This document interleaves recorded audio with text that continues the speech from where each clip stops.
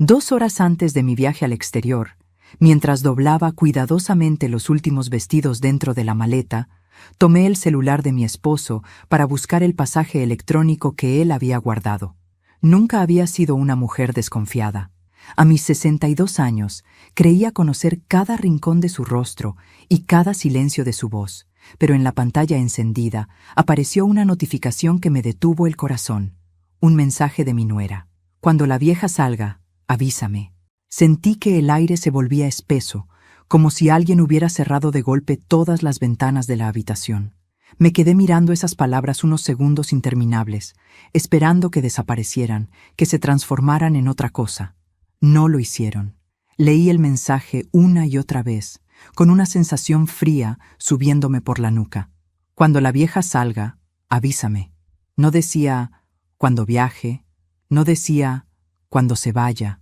Decía cuando la vieja salga, como si yo fuera un objeto molesto que debía ser retirado de la escena. La forma, el tono, la prisa, todo me gritaba que no se trataba de algo inocente. Escuché a mi esposo moverse en la cocina, tarareando una canción, ignorante de que su mundo acababa de romperse para mí. Lo llamé con voz tranquila y le pedí que entrara a la habitación. Sonrió al verme, con esa sonrisa que durante años me dio paz. Me preguntó si ya estaba lista. Le devolví la sonrisa. Lo abracé con fuerza, como si me estuviera despidiendo para siempre. Él no notó que mis manos temblaban. Le dije que iba a bajar un momento a despedirme de los vecinos. Él asintió, relajado. Tomé mi bolso, bajé las escaleras, y apenas él cerró la puerta de la habitación, regresé en silencio y me metí dentro del armario, escondiéndome entre abrigos y ropa de invierno. Desde allí, en la oscuridad, con el corazón rompiéndome el pecho, esperé. Pero antes de continuar, quiero hacerte una invitación muy especial. Suscríbete al canal y deja tu me gusta. Esto me ayuda a ver que me apoyas y disfrutas de mis historias. Y comenta aquí abajo desde qué ciudad nos estás viendo. Ahora, continuemos. Desde el interior del armario, el mundo sonaba distinto. Cada paso de mi esposo sobre el piso de madera era como un golpe seco en mis oídos. Lo escuché tomar su celular. Unos segundos después, llegó la respuesta de mensaje. No pude oírla, pero sí escuché sus palabras. Ya salió. Vente ahora. Mi cuerpo se paralizó. Apenas tuve tiempo de contener la respiración cuando escuché el sonido de la puerta principal abrirse de nuevo. Minutos después, la puerta de la habitación se abrió. Reconocí de inmediato el perfume dulzón de mi nuera. Entraron sin preocuparse por hacer ruido. Se movían con una seguridad que me heló la sangre. Desde una rendija del armario pude verlos. Mi esposo se sentó en el borde de la cama. Ella permaneció de pie, cruzándose de brazos. Por fin, dijo ella con una risa breve. Ya pensé que no se iba nunca. Todo está listo, respondió él. En unas horas estará fuera del país, tal como planeamos. Sentí un mareo. Aquello no era solo una frase cruel. Había un plan, un tal como planeamos, que pesaba como un ancla en el estómago. ¿Y si algo sale mal?, preguntó ella. No saldrá, contestó mi esposo. El abogado ya dejó preparados los documentos. Apenas se vaya, iniciamos el trámite. Ella no sospecha de nada, añadió mi nuera.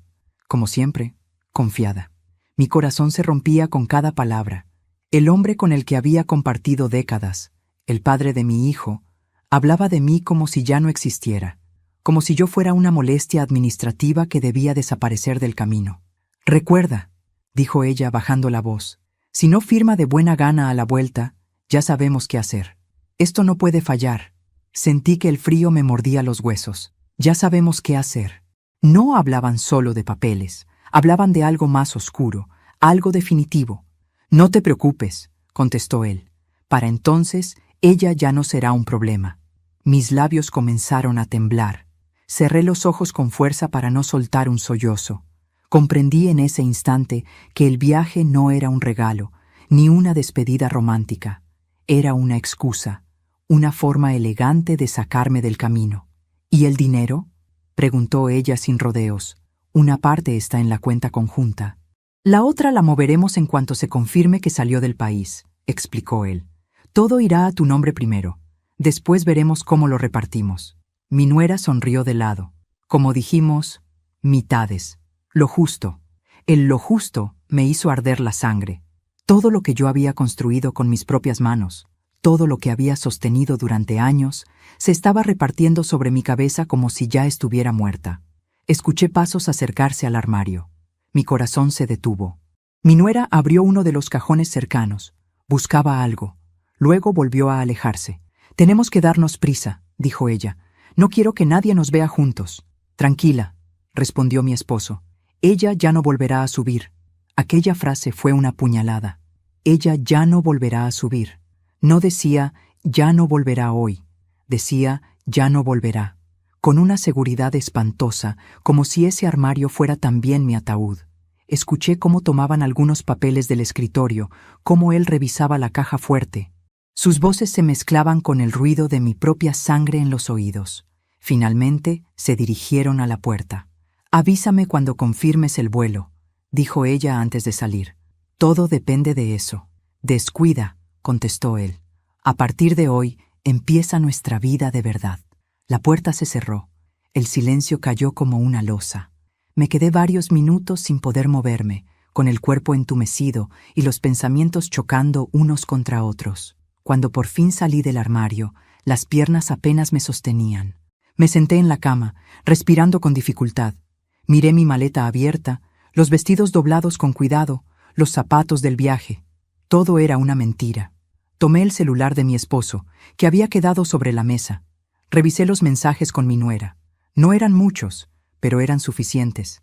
Fechas, horarios, la palabra abogada, la palabra herencia, la palabra traslado. Nada era una interpretación mía. Todo estaba allí, desnudo, cruel. Aquel mensaje inicial ya no me temblaba en las manos. Ahora me quemaba. Comprendí, con una claridad que me hizo llorar de rabia, que estaba rodeada por dos personas en quienes había confiado ciegamente. Mi esposo y la mujer a la que yo misma había abierto la puerta de mi casa cuando llegó como novia de mi hijo. Me levanté despacio. Fui hasta el espejo del armario. Me vi reflejada allí, pálida, con los ojos rojos y el cabello revuelto. Una mujer de 62 años que, por primera vez en décadas, acababa de descubrir que su vida estaba en peligro. No grité, no enfrenté a nadie, no hice una escena. Cerré la maleta lentamente y, en silencio, tomé una decisión que cambiaría el destino de todos nosotros. Ellos creían que yo iba a salir rumbo al aeropuerto. Ellos creían que yo iba a desaparecer del juego. Ellos creían que yo ya estaba vencida. No sabían que acababa de esconderme en la oscuridad para ver su verdadero rostro. No sabían que ya no iba a huir. No sabían que, desde ese momento, yo también empezaba a planear, porque aquella tarde, 2 horas antes de mi supuesto viaje, no solo escuché una traición, escuché mi propia sentencia, y también el primer latido de mi venganza. Me quedé inmóvil durante varios minutos después de que la puerta se cerró. El eco de sus voces seguía vibrando en las paredes de la habitación, mezclado con el latido violento de mi propio corazón. Aún podía oler el perfume de mi nuera, dulce y empalagoso, flotando en el aire como una burla. Todo mi cuerpo temblaba, pero no de miedo solamente. Temblaba de rabia, de traición, de una incredulidad tan grande que me apretaba el pecho. Me obligué a respirar despacio. 1, 2, 3. Si salía ahora corriendo a enfrentarlos, si gritaba, si hacía un escándalo, todo mi plan moriría antes de nacer. No podía permitirme eso. Ellos creían que yo ya no volvería a subir a la habitación. Esa era mi única ventaja. Con manos torpes volví a esconderme dentro del armario. Sabía que mi esposo regresaría, y yo necesitaba escuchar más. No tardó mucho. Pasados unos 20 minutos, abrió de nuevo la puerta.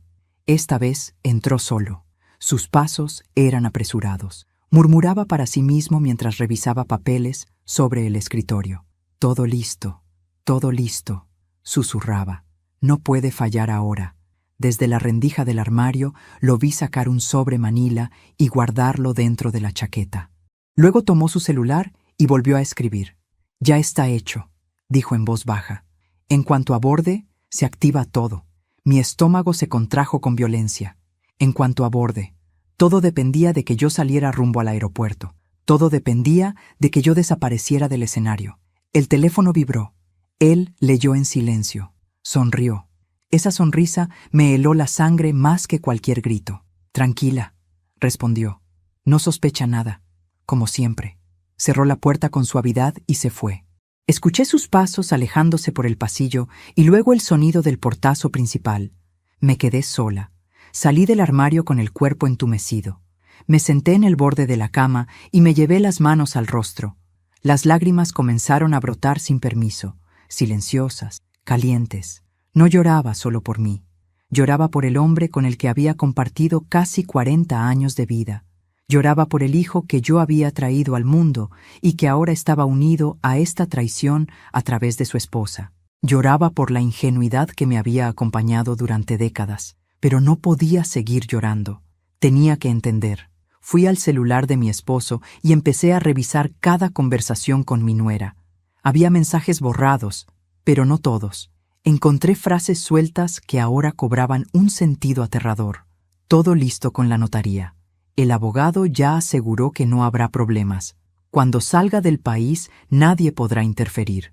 Es mejor así, por las buenas o por las malas. Por las malas. Sentí náuseas. Revisé también el historial de llamadas. Su nombre aparecía constantemente. Varias llamadas de madrugada. Mientras yo dormía a su lado, ellos planeaban cómo sacarme del camino. Corrí hasta el pequeño escritorio donde guardábamos documentos antiguos. Empecé a revisar carpetas, títulos de propiedad, estados de cuenta. Muchas cosas no estaban donde siempre habían estado. Algunos papeles importantes habían desaparecido.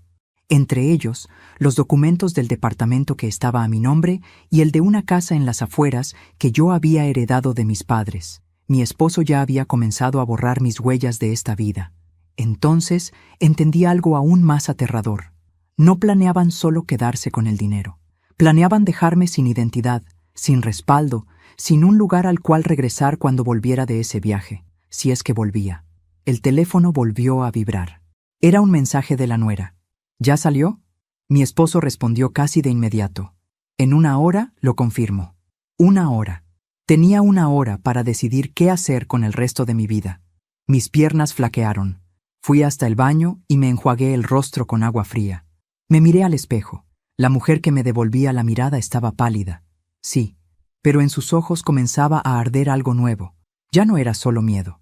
Era una decisión que empezaba a tomar forma. Regresé a la habitación y abrí la maleta. En lugar de cerrarla, saqué varias cosas: ropa, documentos personales, mi pasaporte. Volví a guardar el pasaporte en su lugar. Si desaparecía ahora sin más, ellos sabrían que yo había descubierto algo. No podía huir como una asustada. Debía huir como una viajera obediente. Tomé solo una cosa de la maleta, una bufanda que siempre llevaba en mis viajes. La guardé en el bolso. Luego dejé todo exactamente como estaba. A los pocos minutos escuché el sonido del auto encenderse afuera. Mi esposo regresaba para llevarme al aeropuerto. Mi corazón comenzó a golpear con violencia. Me senté en la cama y respiré hondo varias veces. Tenía que actuar. Tenía que fingir. Tenía que seguir viva dentro de su mentira por un poco más. Entró con una sonrisa. ¿Lista?, preguntó. Lista, respondí con voz suave. Se acercó y me abrazó.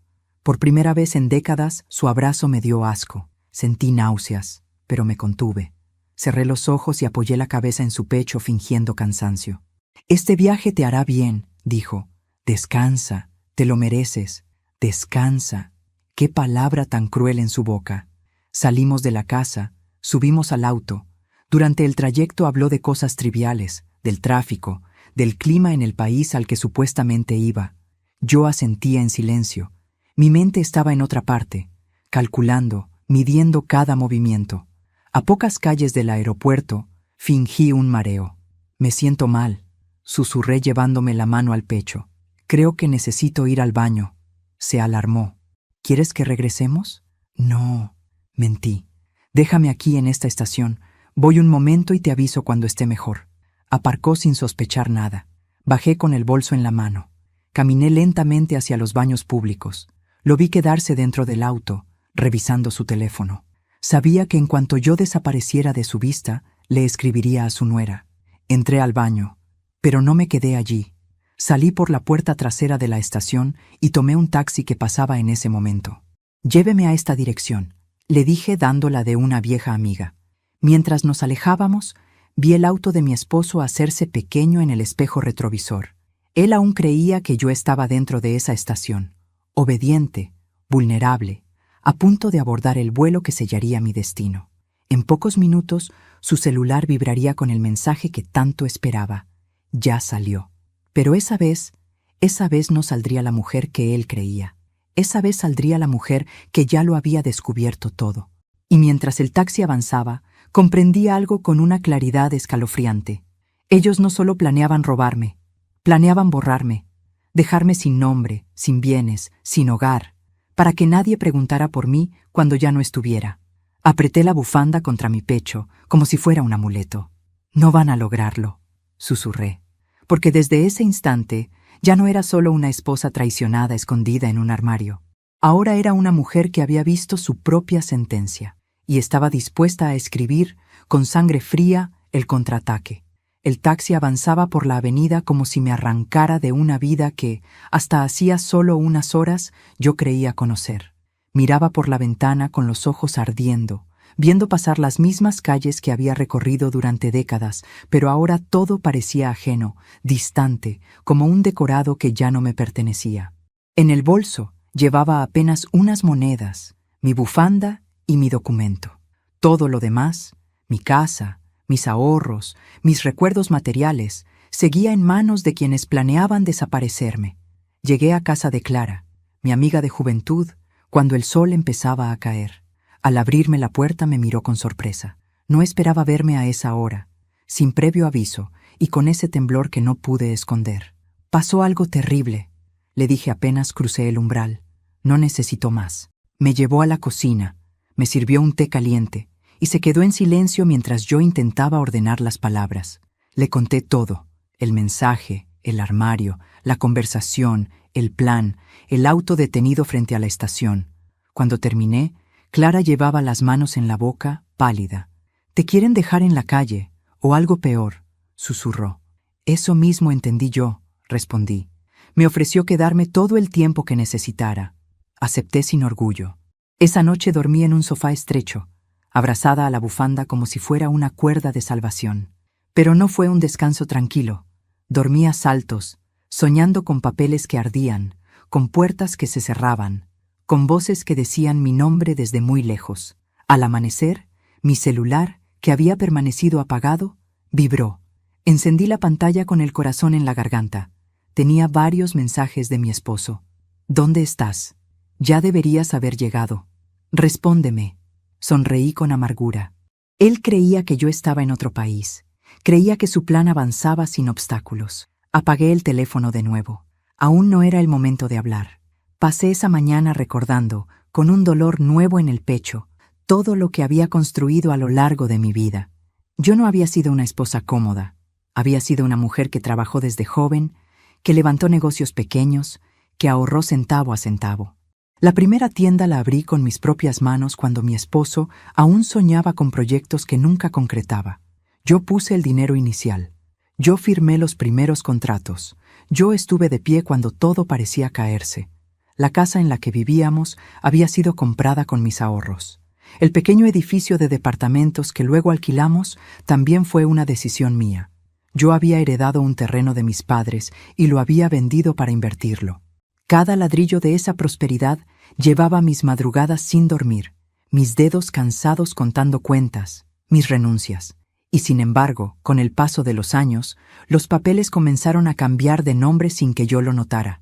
«Es solo por facilidad», me decían, «por trámites, por impuestos». Yo confié, siempre confié. Mi esposo se fue volviendo un hombre distinto. Ya no hablaba de trabajo con entusiasmo, hablaba de dinero con desesperación. Y mi nuera, desde que llegó a la familia, el ambiente se volvió más denso. Ella traía una ambición que no disimulaba. Siempre preguntaba, siempre calculaba, siempre opinaba sobre cosas que nunca le pertenecieron. Recordé con claridad una conversación de años atrás, cuando aún creía que todo era normal. Estábamos sentadas en la sala. Ella miraba mis cuadros, mis muebles. Algún día todo esto será de nosotros, dijo sonriendo. Yo creí que era una broma. Sonreí también. Hoy comprendía que nunca fue una broma. Me quedé varios días en casa de Clara sin salir. Observaba el mundo desde la ventana como si ya no me perteneciera. El teléfono no dejaba de vibrar. Mensajes de mi esposo, de mi hijo, incluso de mi nuera, que fingía preocupación. Mamá, ¿por qué no respondes? Nos tienes muy inquietos. Solo queremos saber si llegaste bien. Los ignoré todos, hasta que recibí uno que me obligó a reaccionar. Venía de un número desconocido. Se iniciaron ya los trámites. Si no regresas, todo quedará a nombre de tu esposo. Es lo que la ley permite. Era de la notaría. Sentí un vuelco en el estómago. Aquello confirmaba mis sospechas. Habían comenzado el proceso para borrarme legalmente. El supuesto viaje se estaba usando como prueba de abandono, de ausencia prolongada. Me estaban quitando la vida sin tocarme el cuerpo. Ese día comprendí que no bastaba con esconderme. Tenía que volver, pero no como la mujer engañada.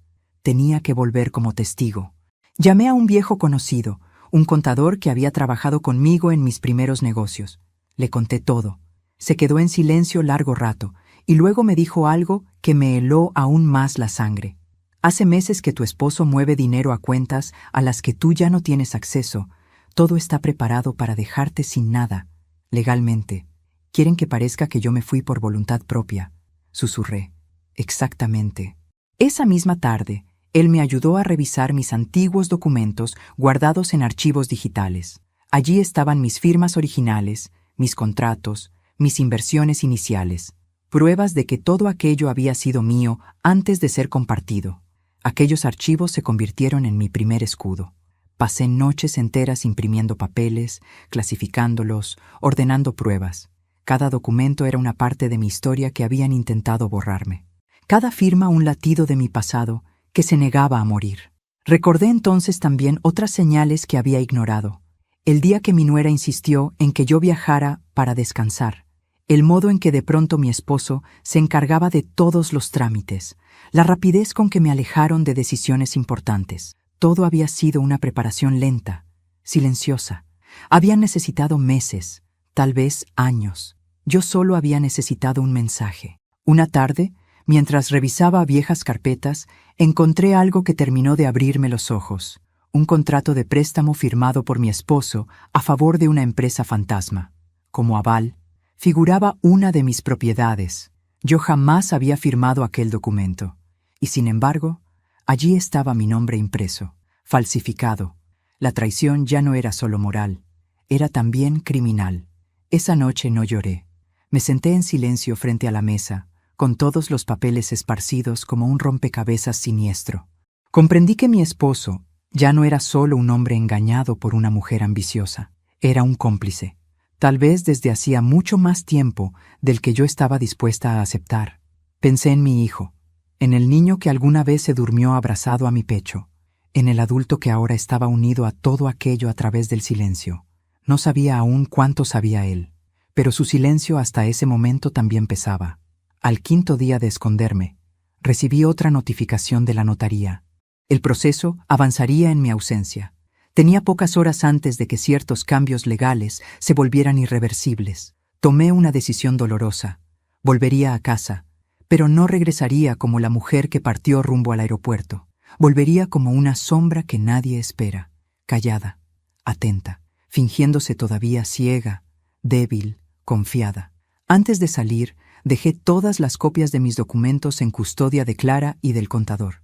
Si algo me pasaba, ellos sabrían exactamente a quién acudir. Cuando el taxi se detuvo frente a mi propia casa, sentí un escalofrío recorrerme la espalda.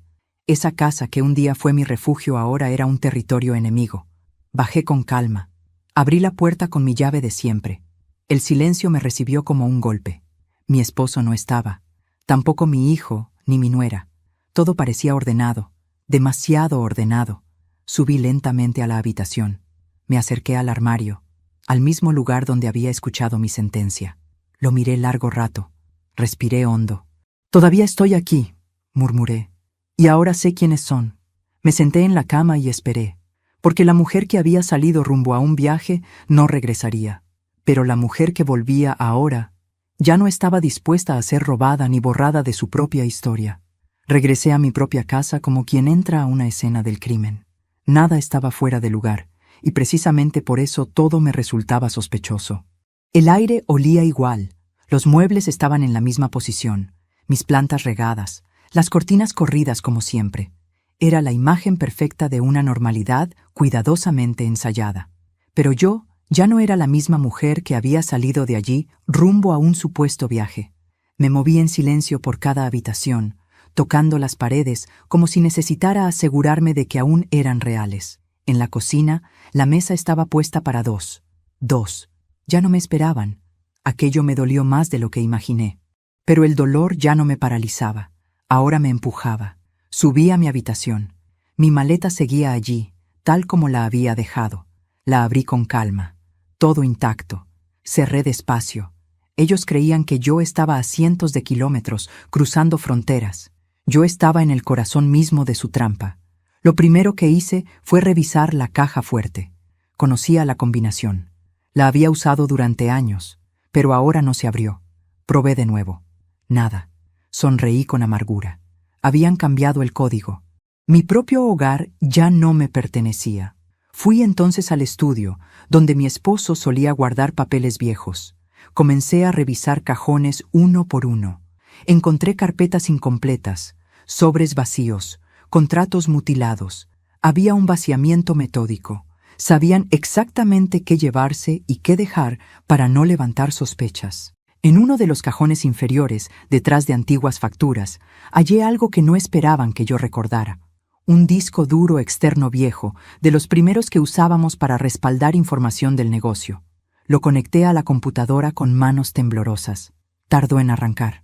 Pensé que no funcionaría, pero finalmente apareció la carpeta con fecha de hacía más de 10 años. Allí estaba todo.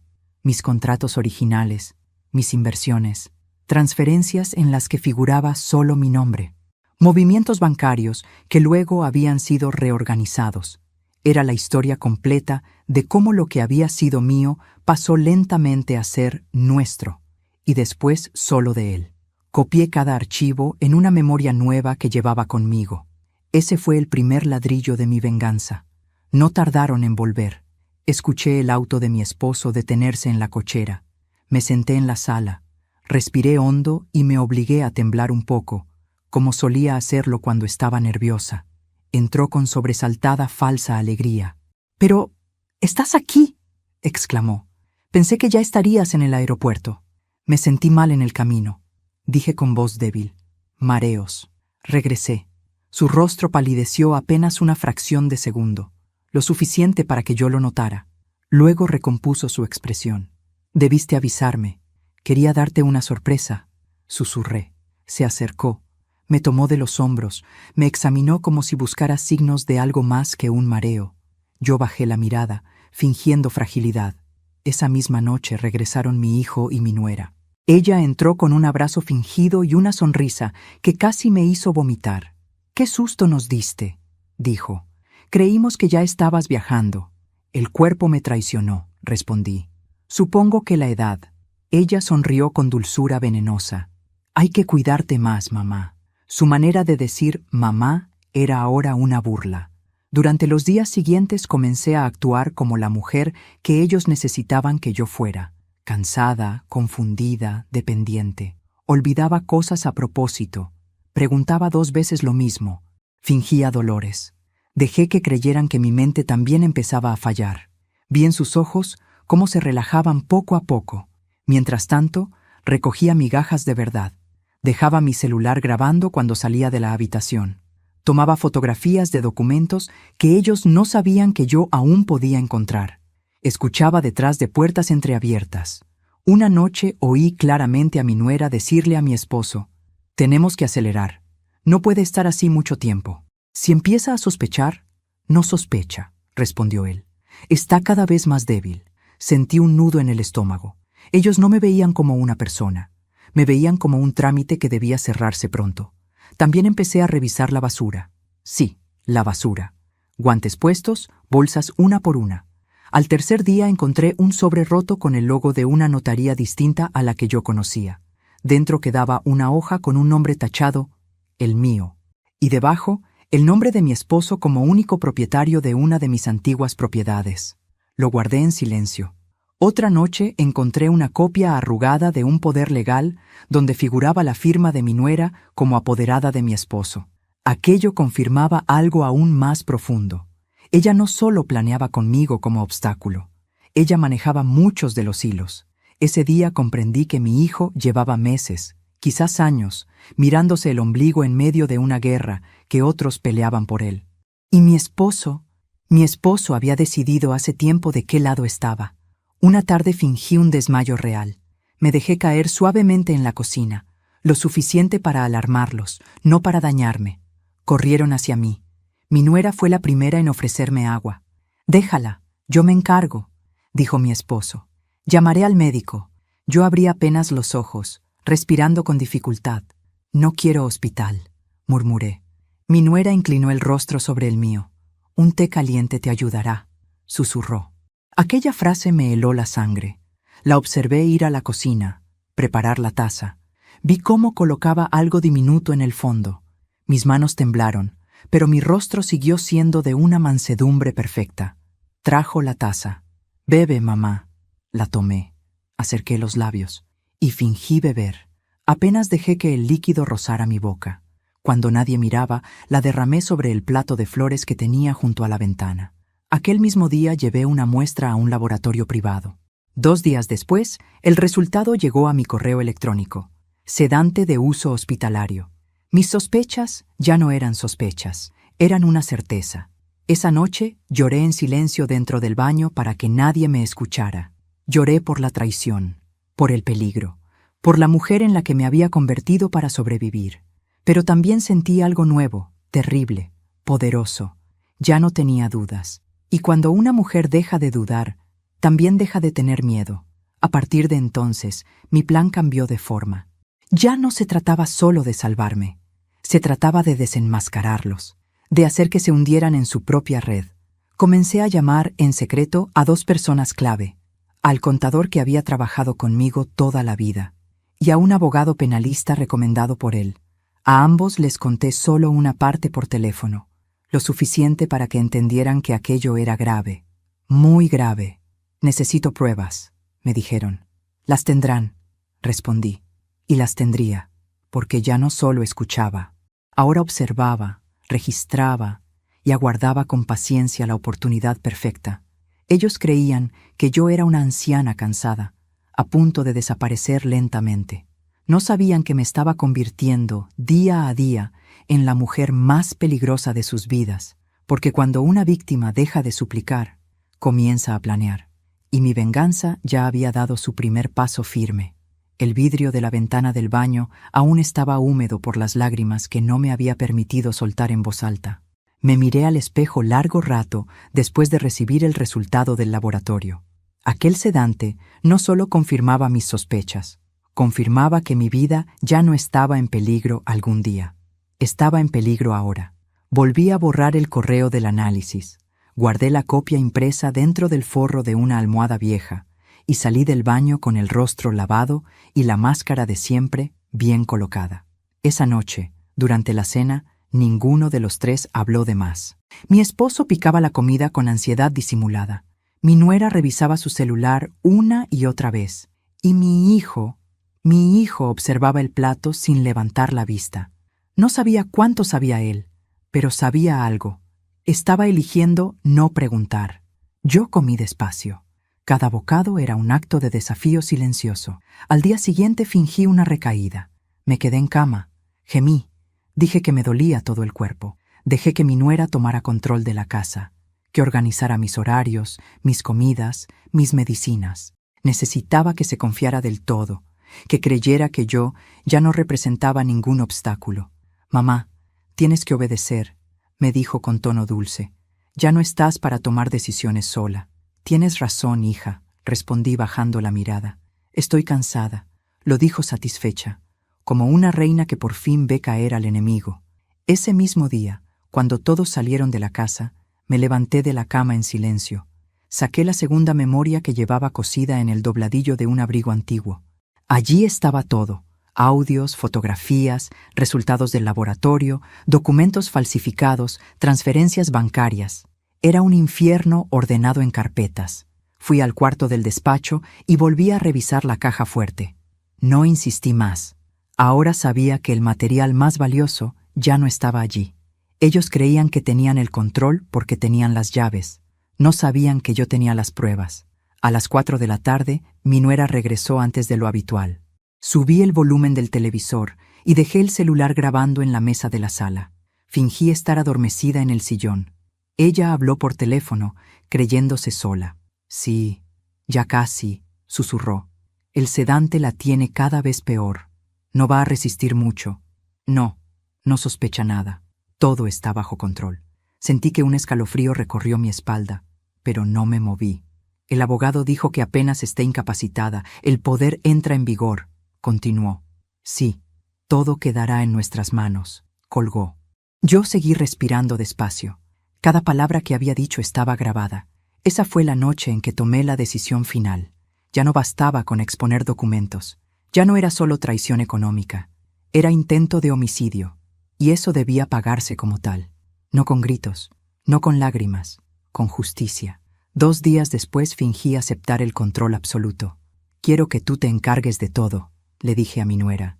Ya no tengo fuerzas. Sus ojos se iluminaron con un brillo que apenas logró ocultar. Claro, mamá, todo por tu bien. Le pedí que fuera ella quien guardara mis medicinas, quien administrara mis horarios, quien supervisara mis comidas. Le di exactamente el poder que creía que ya tenía, pero ahora bajo mi propio plan. Mientras tanto, todas las noches, sin falta, sacaba una pequeña grabadora del cajón del baño y revisaba que aún funcionara. También empecé a fingir confusión intencional. ¿Ya firmé los papeles?, pregunté una tarde. Ella se sobresaltó.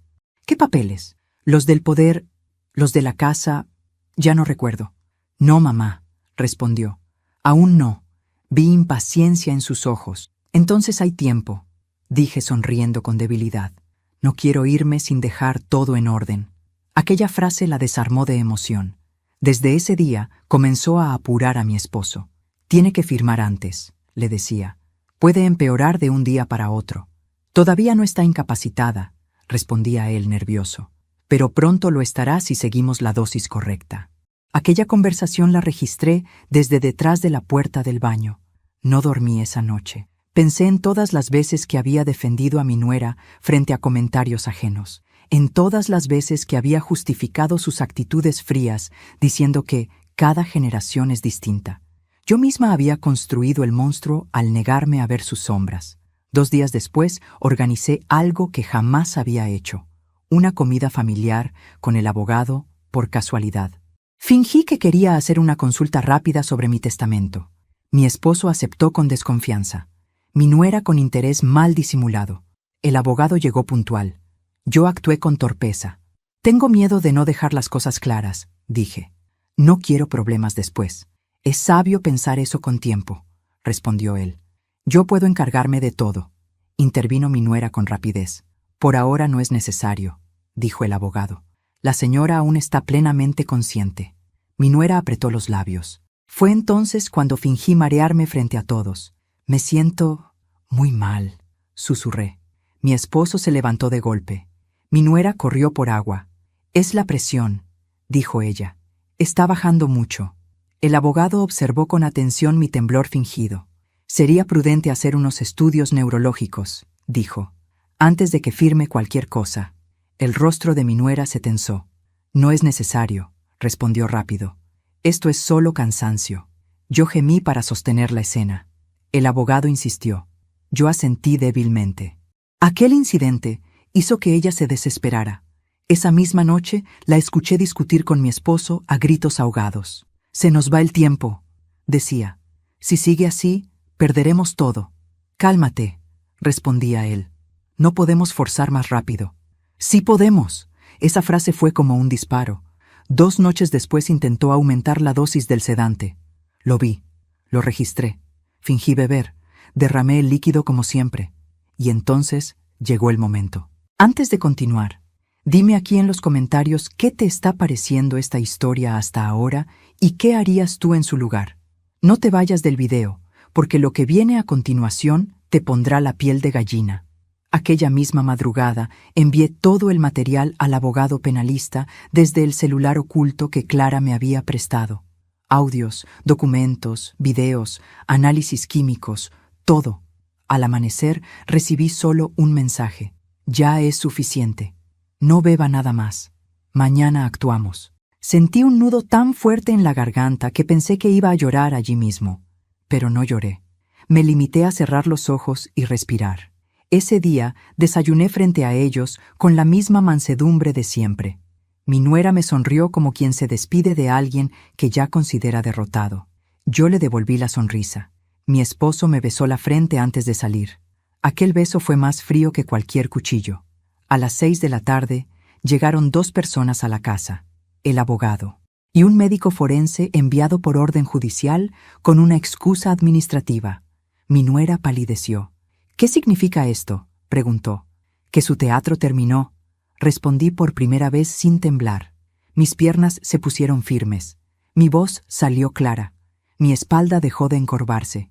«Mi mamá necesita descansar», intervino mi hijo desde el pasillo. «Su madre necesita sobrevivir», dijo el abogado. «Y ustedes deben responder por lo que han venido haciendo». Mostré entonces la grabación, el análisis químico, los audios, las transferencias, los poderes falsificados, los intentos de sedación, uno por uno. El silencio que siguió fue absoluto. Mi nuera retrocedió 2 pasos. Mi esposo se dejó caer en una silla. Mi hijo comenzó a temblar. «Todo está documentado», dijo el abogado. «Y la policía ya viene en camino». Yo miré a mi nuera a los ojos. «¿Ahora sí me ves?». No respondió. Aquel fue el instante exacto en que dejé de ser su víctima y me convertí en su peor prueba. El sonido de la sirena aún no se escuchaba, pero su eco ya estaba instalado en el aire.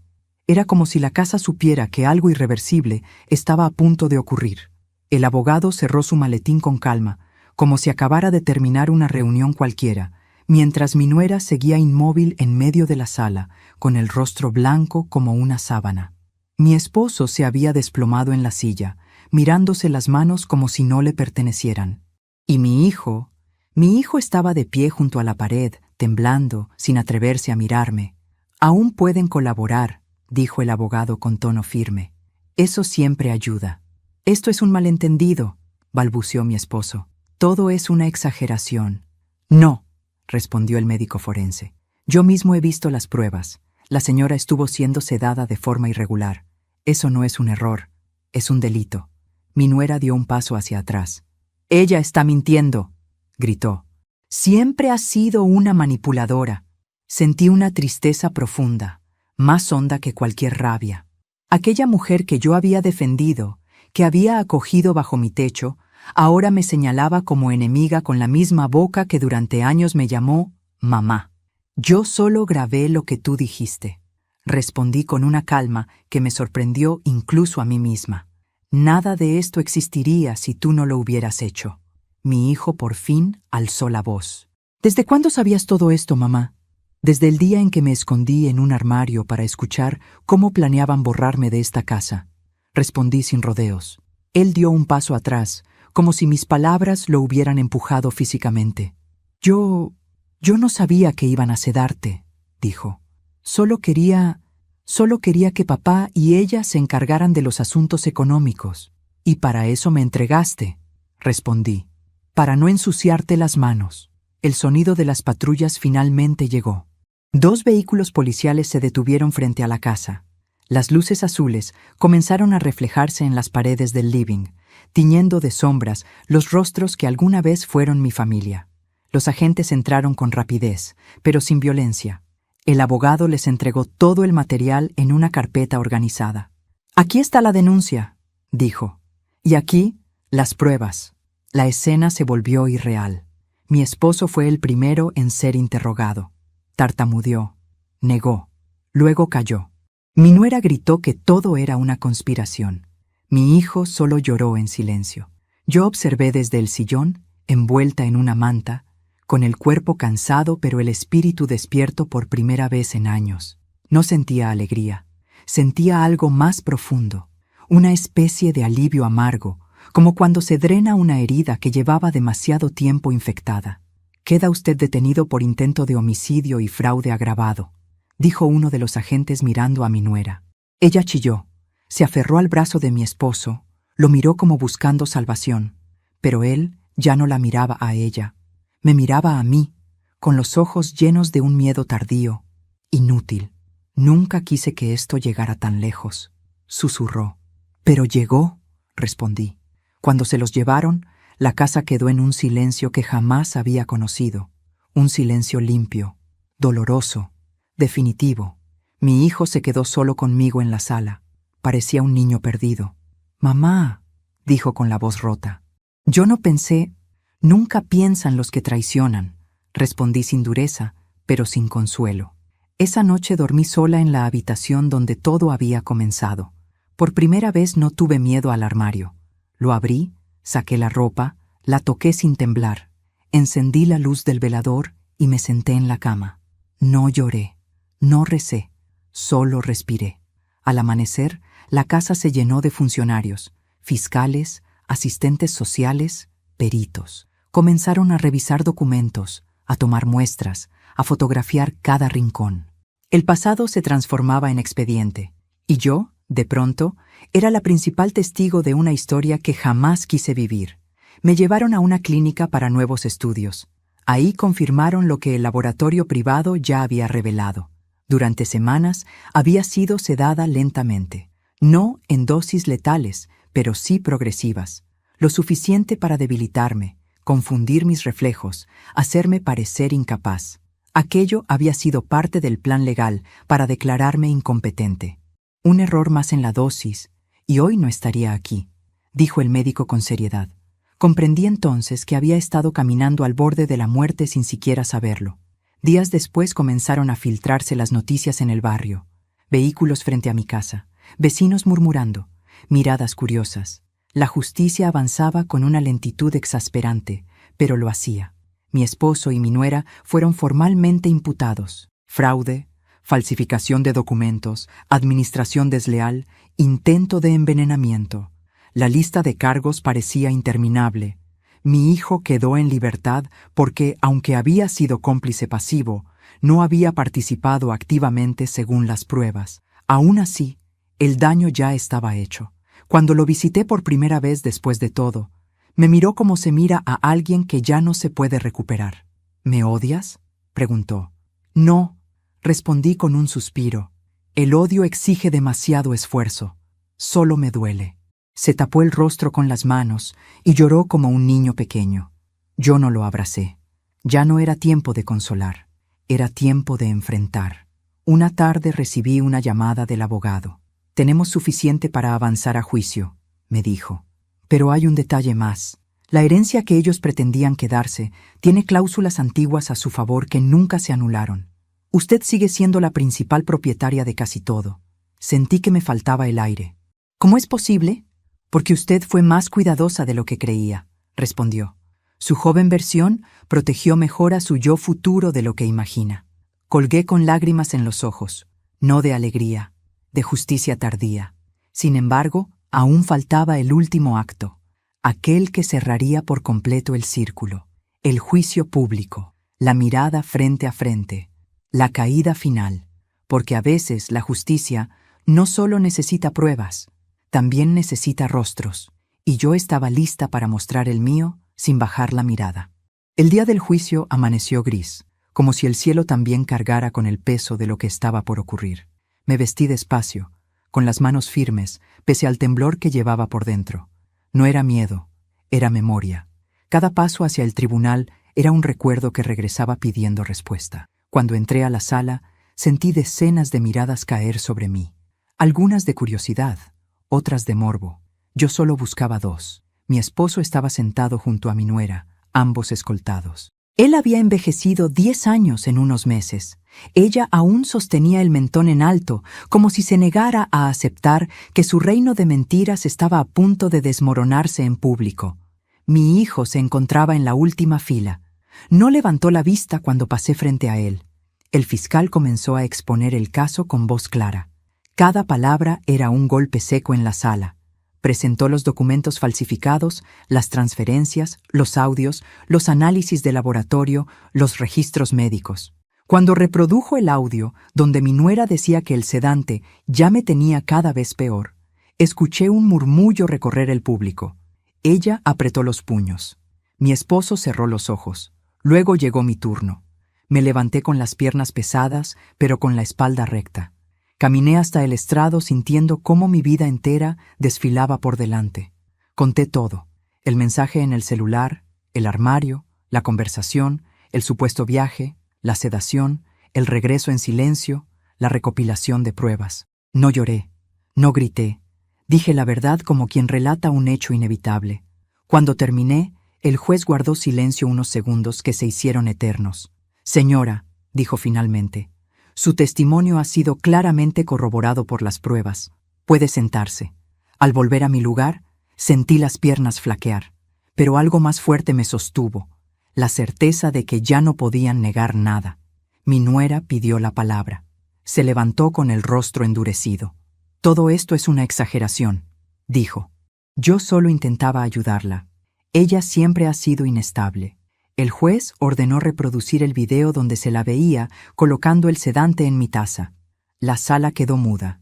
Mi esposo intentó hablar después.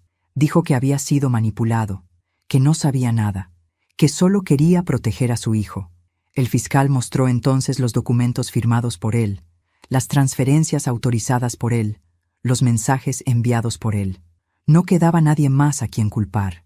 Al final de la audiencia, el juez dictó prisión preventiva para ambos mientras se resolvía la condena definitiva. Los agentes se acercaron. Cuando le colocaron las esposas a mi nuera, sus ojos me buscaron con una furia que ya no me tocaba. Pasó junto a mí sin decir palabra.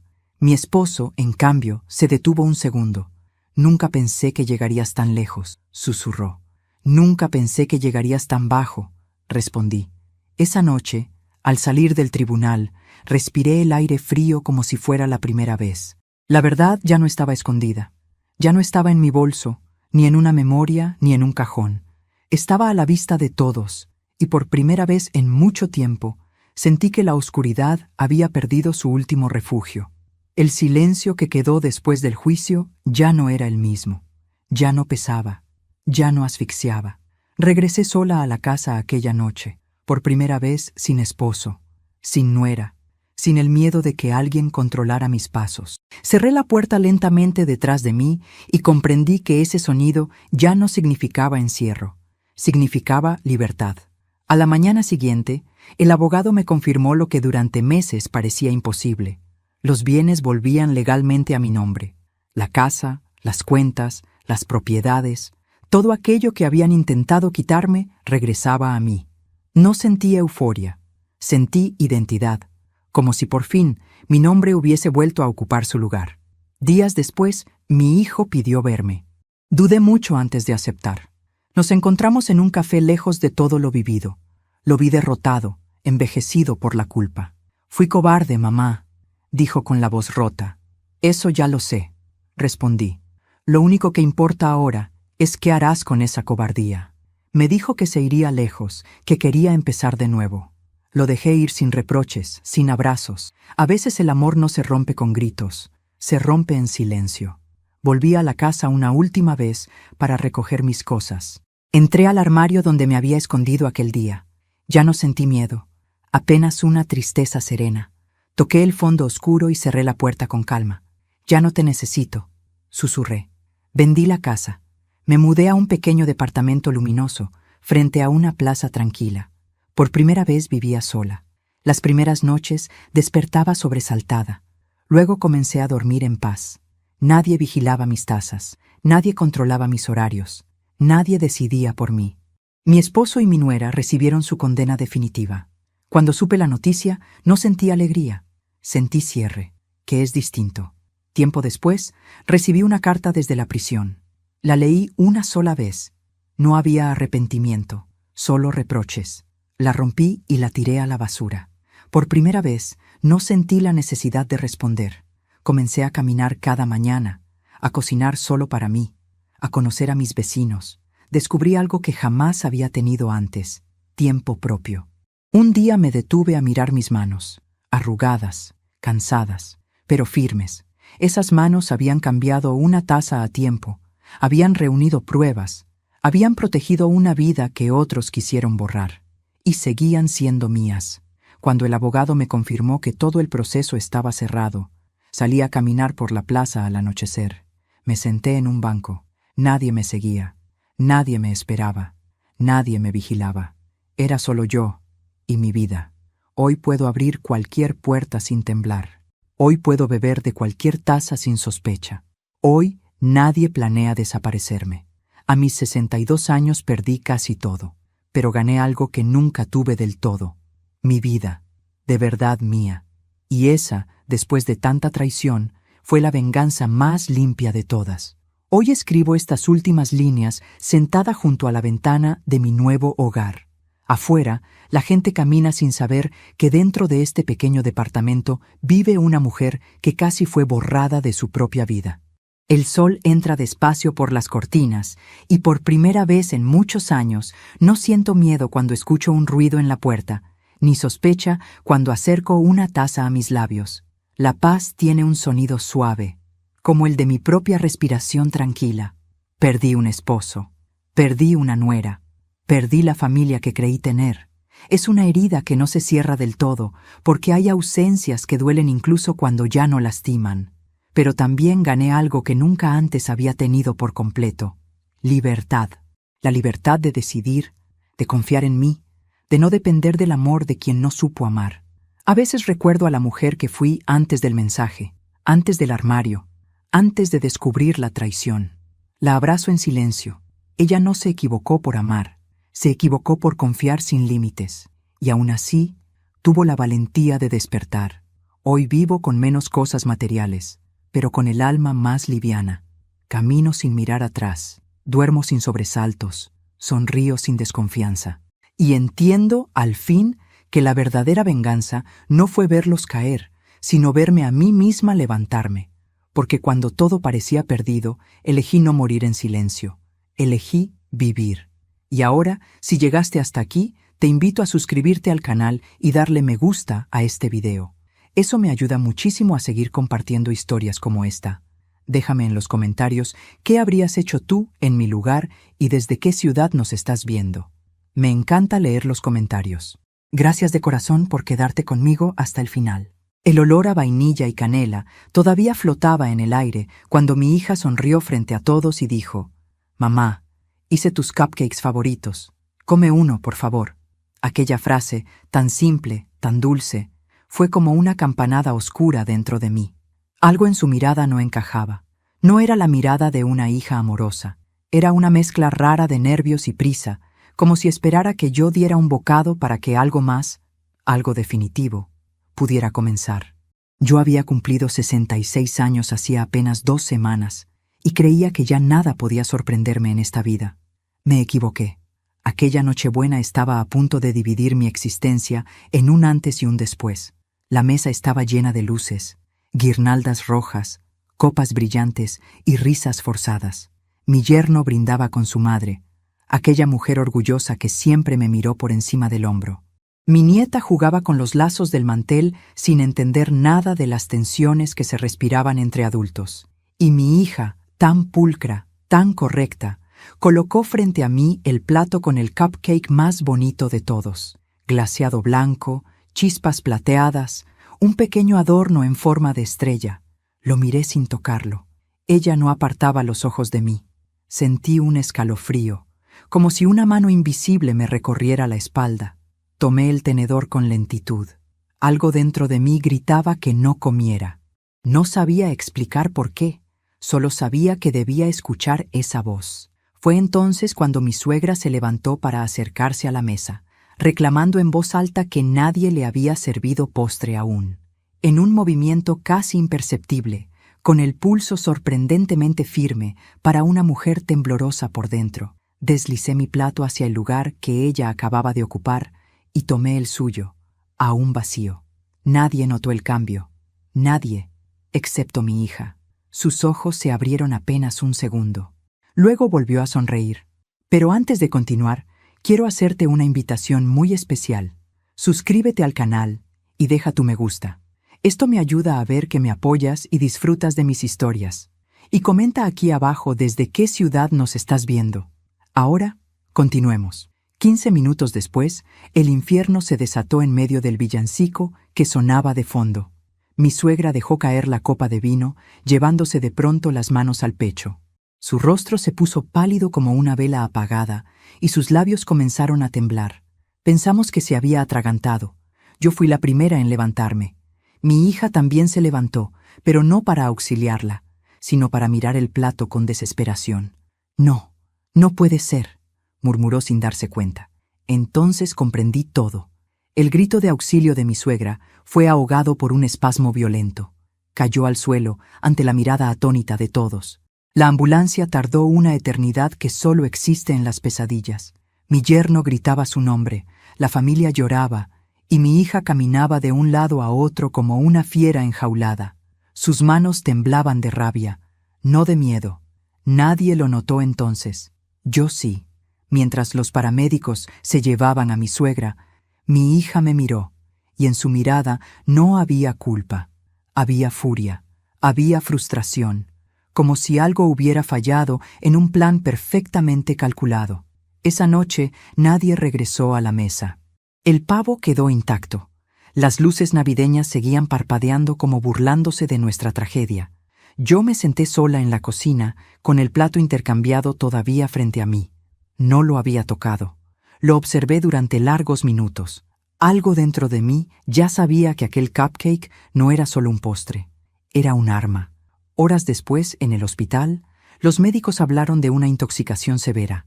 Si hubiera tardado 10 minutos más, no lo contaba, dijeron.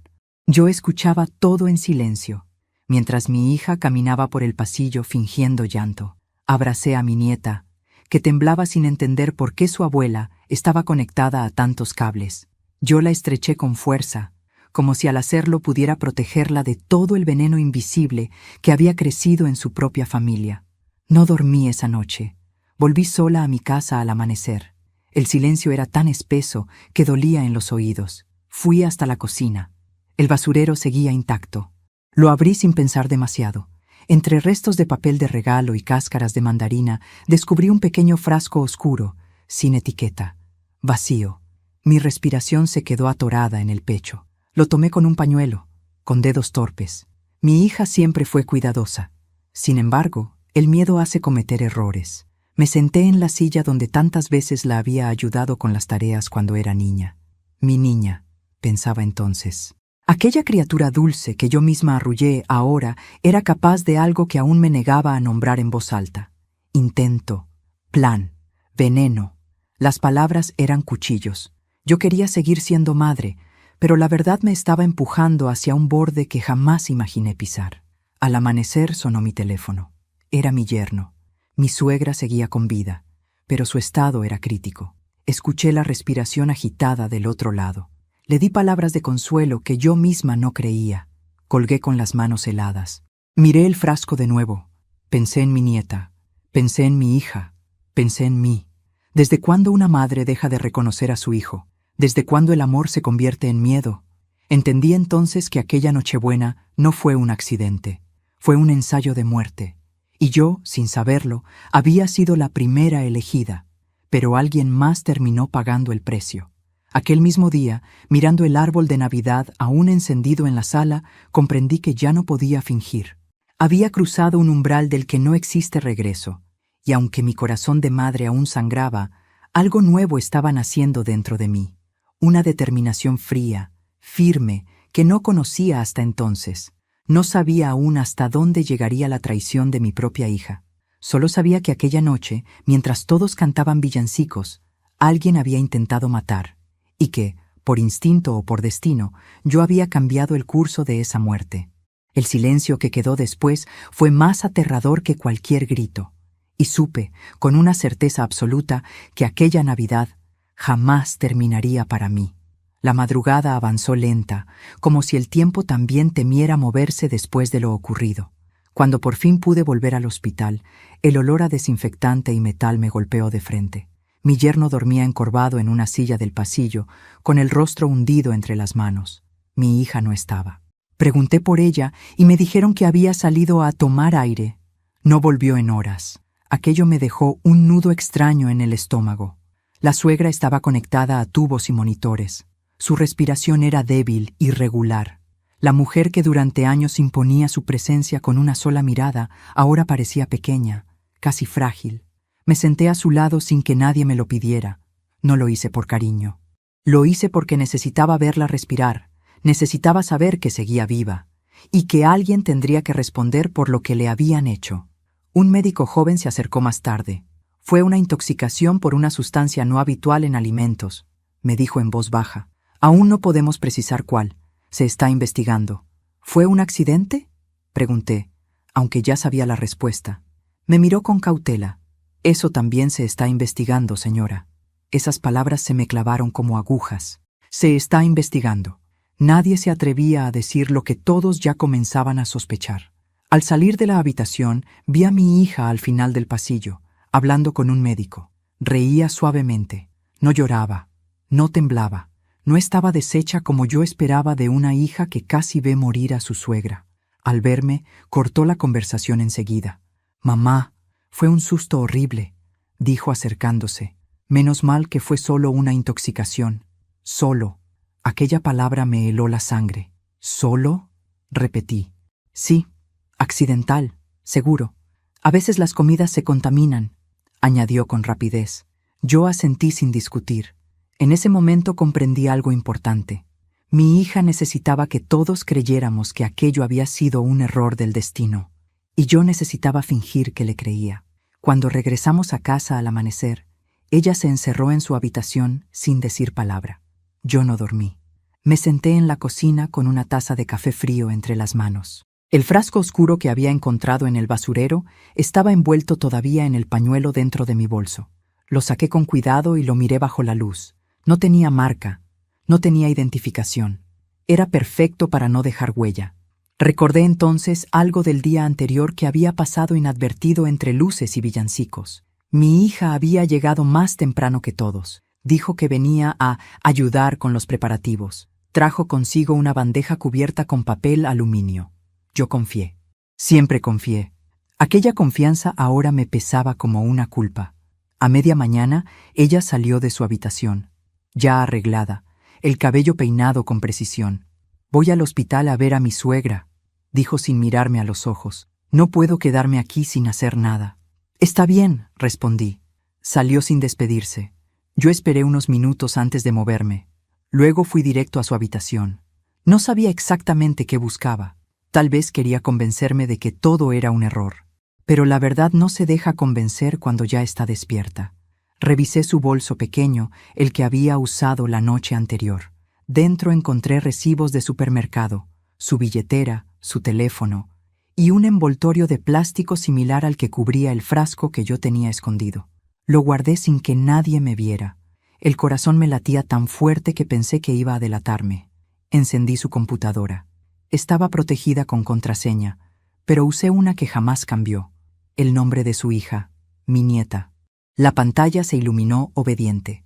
Sentí una mezcla de miedo y vergüenza al invadir su intimidad, pero el instinto de protección era más fuerte que cualquier escrúpulo. No encontré nada en los primeros archivos, solo fotos familiares, documentos del trabajo, música. Estaba a punto de cerrarla cuando vi una carpeta recientemente abierta. No tenía nombre, solo una fecha. Dentro había búsquedas, dosis letal sin dejar rastro, sustancias indetectables en sangre, intoxicación alimentaria simulada. El mundo se me vino encima en silencio. Me senté en su cama, incapaz de respirar por unos segundos. Aquello ya no era una sospecha, era una confirmación. Borré cada archivo que había abierto, dejé todo exactamente como estaba y regresé a la cocina. Me obligué a desayunar para no levantar sospechas cuando ella regresara. Cada bocado me sabía a ceniza. Al mediodía sonó el teléfono. Era mi yerno. «Mi madre despertó», dijo con voz agotada. «Está débil, pero fuera de peligro inmediato». Sentí alivio. Y algo más.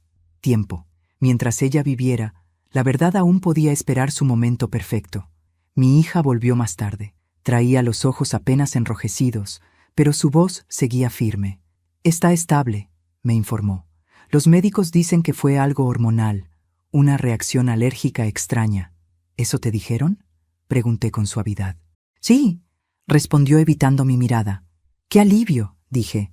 Menos mal que nadie sospecha de nada. Aquella frase la hizo estremecerse apenas. Lo vi. Fue mínimo, imperceptible para cualquiera, menos para una madre. Esa noche, mientras ella dormía, yo me senté en la habitación de mi nieta a mirarla respirar. La niña dormía ajena a todo, con los puños cerrados junto al rostro. Pensé en la madre que yo había sido, en los sacrificios, en las veces que defendía a mi hija incluso cuando no la entendía. Pensé en cuántas mentiras pueden crecer dentro de un ser humano sin que nadie las note. Ya no dudaba de lo esencial. Alguien había querido matar en mi casa, y ese alguien tenía mi sangre. Pero aún no conocía el verdadero motivo, y esa respuesta sería todavía más dolorosa que la traición. Esa noche no dormí. Me quedé sentada en la sala, con la luz apagada y el corazón en vela. Desde el sillón podía ver la puerta del cuarto de mi hija, cerrada, silenciosa. Detrás de esa puerta dormía la mujer que yo había parido, alimentado, protegido, y que ahora era capaz de buscar la muerte con la misma precisión con la que una vez aprendió a escribir su nombre. Me pregunté en qué momento exacto se torció su camino, si fue un paso lento, invisible, o si siempre hubo algo oscuro creciendo dentro de ella que yo no quise ver. Recordé su infancia con una claridad que dolía. Era una niña callada, observadora, de esas que parecen maduras antes de tiempo. Cuando su padre murió, ella tenía apenas 9 años. Nunca volvió a ser la misma. Yo trabajaba jornadas dobles para sacarla adelante. Llegaba agotada, con las manos partidas, pero siempre encontraba fuerzas para leerle un cuento, para revisar sus cuadernos, para besarle la frente antes de dormir. Creció escuchando que el mundo no nos debía nada, que todo había que ganarlo con esfuerzo. Quizá fue ahí donde confundió la ambición con la supervivencia.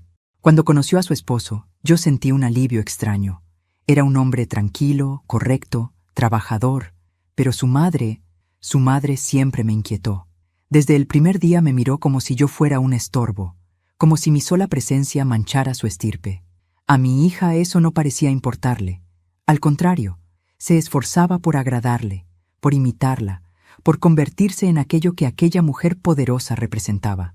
Yo observaba desde fuera, sintiendo cómo mi lugar se reducía poco a poco, como una sombra al atardecer.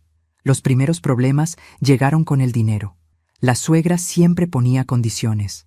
Ayudaba, sí, pero a cambio de control. Control sobre la casa, sobre el negocio de mi yerno, sobre la crianza de mi nieta. Mi hija aceptaba todo sin quejarse. Yo, en cambio, protestaba. Y cada protesta mía era seguida por un silencio frío de su parte. Empezó a verme como una amenaza, no como una madre. A medida que los años pasaban, su ambición crecía. Yo la veía calcular cosas que antes no le interesaban. Propiedades, seguros, herencias. Hablaba de la fortuna de su suegra como si ya le perteneciera por derecho. Todo eso será de mi hija algún día, repetía. Yo intentaba advertirle, decirle que el dinero ajeno no se cuenta antes de tiempo. Ella solo sonreía como quien ya sabe algo que los demás ignoran. Pensar en todo eso mientras la escuchaba respirar detrás de la pared me provocaba una tristeza tan grande que me apretaba la garganta. No quería que fuera culpable, no quería que fuera verdad, pero las búsquedas en su computadora ardían en mi memoria. Dosis, sustancias, indetectables. Eso no se busca por curiosidad, eso se busca con intención. Al amanecer me sorprendió el sonido de la ducha en su habitación. Mi hija se preparaba para ir al hospital de nuevo. Yo fingí dormir en el sillón. La escuché salir sin hacer ruido. Cuando la puerta principal se cerró, sentí un peso brutal caer sobre mi pecho. Me levanté despacio. El silencio de la casa ya no era el mismo.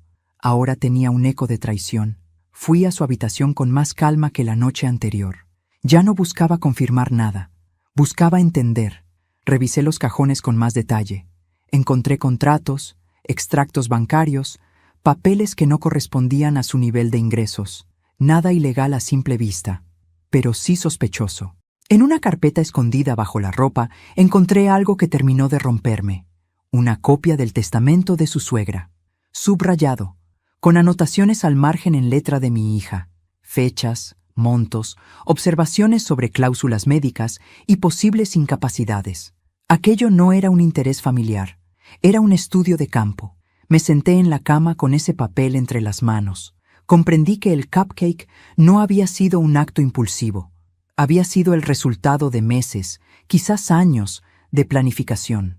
El objetivo no era solo matar, era acelerar una herencia, asegurar un futuro inmediato, convertir un accidente en dinero. El dolor que sentí en ese instante no fue solo por la víctima, fue por mí, porque entendí que aquella hija por la que yo había sacrificado mi vida entera ya no existía como yo la recordaba. Había sido reemplazada por una mujer capaz de cruzar una línea que yo jamás imaginé. Cuando regresó del hospital, traía el mismo gesto contenido. «Sigue estable», informé frío. «Los médicos creen que se salvará». «Qué alivio», respondí mirándola a los ojos. Entonces su plan no salió como esperaba. Se quedó inmóvil. «¿Qué dices, mamá?» «Digo que quien intenta matar espera que funcione», respondí con voz suave, casi maternal. Su rostro palideció apenas un segundo. Luego sonrió. «No sé de qué hablas. Estás nerviosa por todo esto». «Tal vez», dije. «O tal vez tú estás mucho más tranquila de lo que deberías». No discutimos. No hizo falta. Entre nosotras, algo se había quebrado para siempre. Esa noche soñé con su infancia, con su voz llamándome desde la otra habitación. Desperté con lágrimas. Me llevé la mano al pecho, respirando con dificultad. Ya no era solo una madre herida. Ahora era una madre ante un abismo moral imposible de negar. Días después, me informaron que la suegra sería trasladada a una clínica privada. La familia comenzó a hablar de contratos, de bienes, de decisiones urgentes, por si acaso. Vi cómo los ojos de mi hija brillaban con una ansiedad que no sabía disimular. Y fue entonces cuando entendí algo aún más aterrador. Aunque el primer intento había fallado, ella no se rendiría. Yo, en cambio, estaba despertando. Ya no quería protegerla de la verdad. Ahora quería proteger a mi nieta de su propia madre. Y para eso, debía llegar hasta el fondo de todo, aunque ese fondo me obligara a perder para siempre a la hija que una vez sostuve en mis brazos. El traslado de mi consuegra a la clínica privada se hizo 2 días después, al amanecer. La ambulancia pasó frente a la casa con las sirenas apagadas, como si quisieran esconder la gravedad detrás de un falso silencio. Mi hija observó desde la ventana con los brazos cruzados, los labios apretados, los ojos brillando con una mezcla inquietante de alivio y frustración. Yo fingí no verla. Fingí no ver muchas cosas desde entonces. Pero por dentro cada detalle se me quedaba clavado como una astilla imposible de sacar. Aquel mismo día, la casa volvió a llenarse de visitas. Hermanos, cuñados, vecinos curiosos, todos trayendo palabras de apoyo, café, murmullos. Yo me movía entre ellos como un fantasma. Nadie sospechaba de nada. Nadie imaginaba el monstruo que estaba creciendo dentro de esa cocina donde tantas veces horneamos juntas galletas para la merienda. Mi hija se mostraba solícita, preocupada, amable con todos. Sabía actuar, siempre lo supo. Desde niña había aprendido a ajustar su rostro a lo que el mundo esperaba ver. Esa habilidad, que yo alguna vez admiré como inteligencia, ahora me resultaba aterradora. Cuando por fin la casa quedó en silencio, cerca de la medianoche, sentí que era el momento. Esperé a escuchar su respiración profunda desde su habitación. 10 minutos, 15. El tic-tac del reloj marcaba cada segundo como si también él supiera que algo iba a revelarse.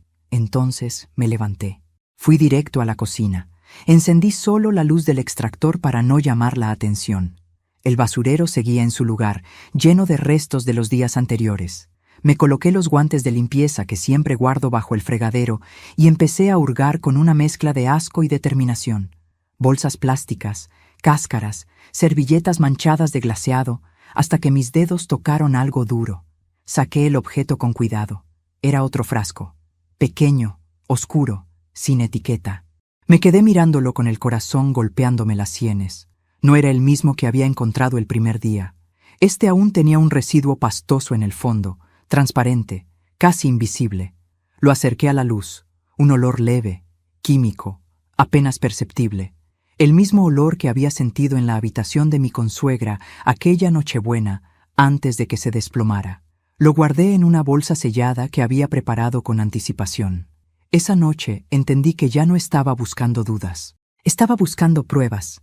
Antes de regresar a mi habitación, miré la puerta cerrada de mi hija. Durante unos segundos pensé en entrar, en sacudirla de los hombros, en gritarle que me dijera la verdad. Pero la verdad rara vez sale cuando se le arranca a la fuerza. Yo necesitaba algo más sólido que palabras, algo que no pudiera negar.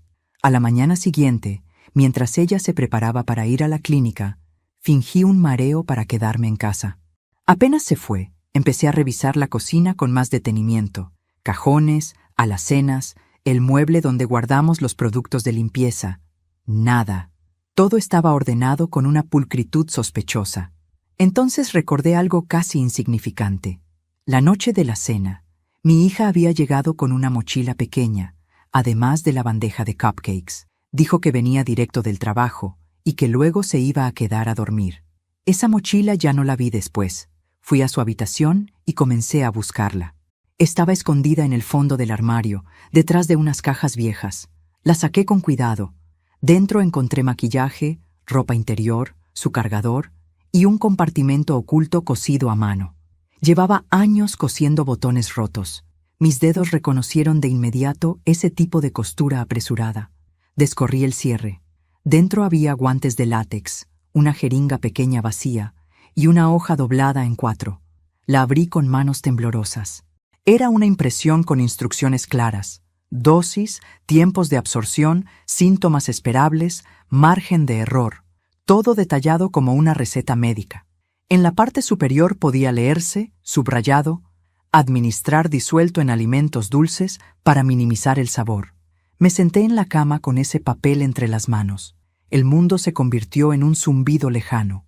Ya no había manera de engañarme. Mi hija no solo había intentado matar, lo había estudiado, lo había preparado. Lo había ensayado en silencio mientras yo seguía creyendo que aún la conocía. Guardé todo exactamente como lo encontré. Cada objeto volvió a su lugar. El frasco de la basura, la hoja, la jeringa. Los escondí en una caja de metal antigua donde yo guardaba cartas viejas de mi difunto esposo. Nadie revisaría allí. Nadie, excepto yo. Más tarde fui a la clínica. Mi consuegra estaba despierta, débil, con la voz apenas un hilo.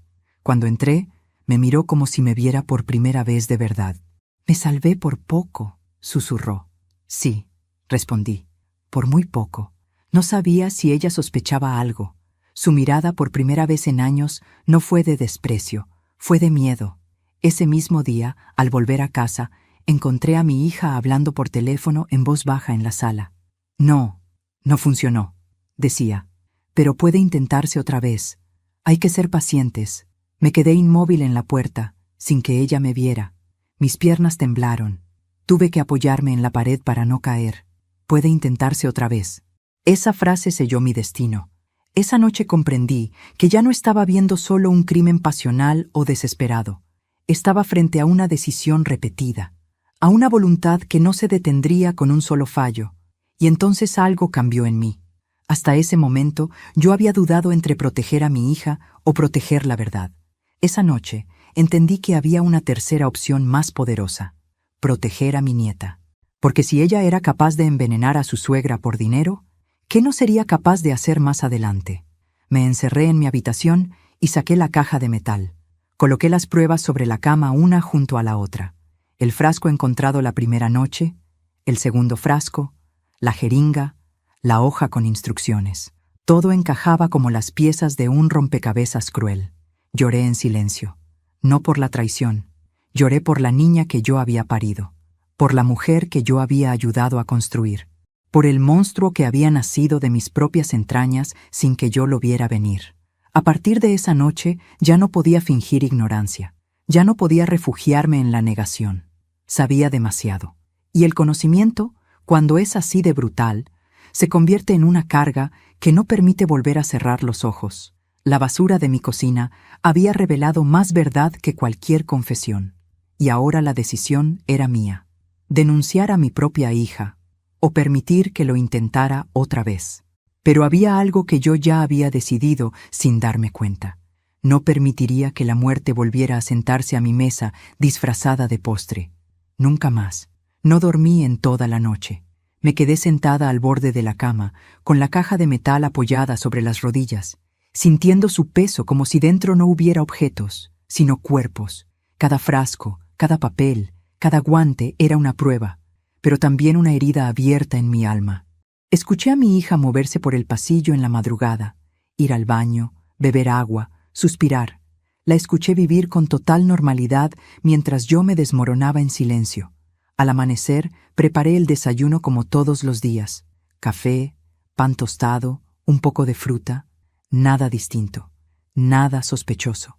Cuando ella entró a la cocina, me miró con la misma expresión tranquila de siempre. Esa normalidad fue el golpe más duro de todos. «¿Cómo está tu suegra hoy?», pregunté con aparente indiferencia. «Estable», respondió. «Los médicos dicen que seguirá mejorando».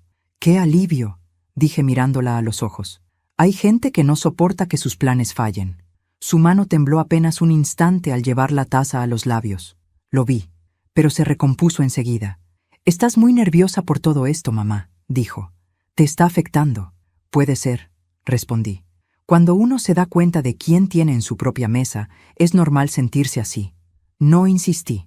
Las palabras flotaron entre nosotras como un hilo tenso que podía romperse en cualquier momento. Yo no buscaba una confesión directa. Aún no. Necesitaba que se sintiera segura, confiada, porque solo así bajaría la guardia.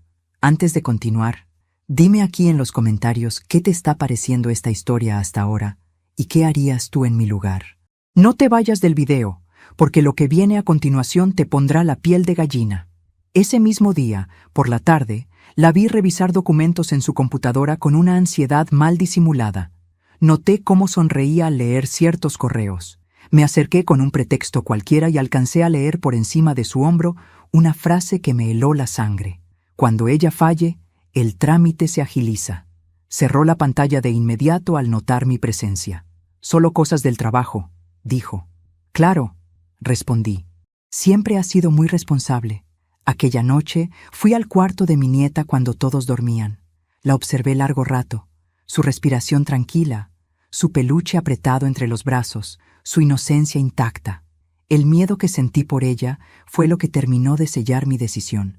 Ya no se trataba solo de lo que había ocurrido, se trataba de lo que podía ocurrir si yo seguía callando.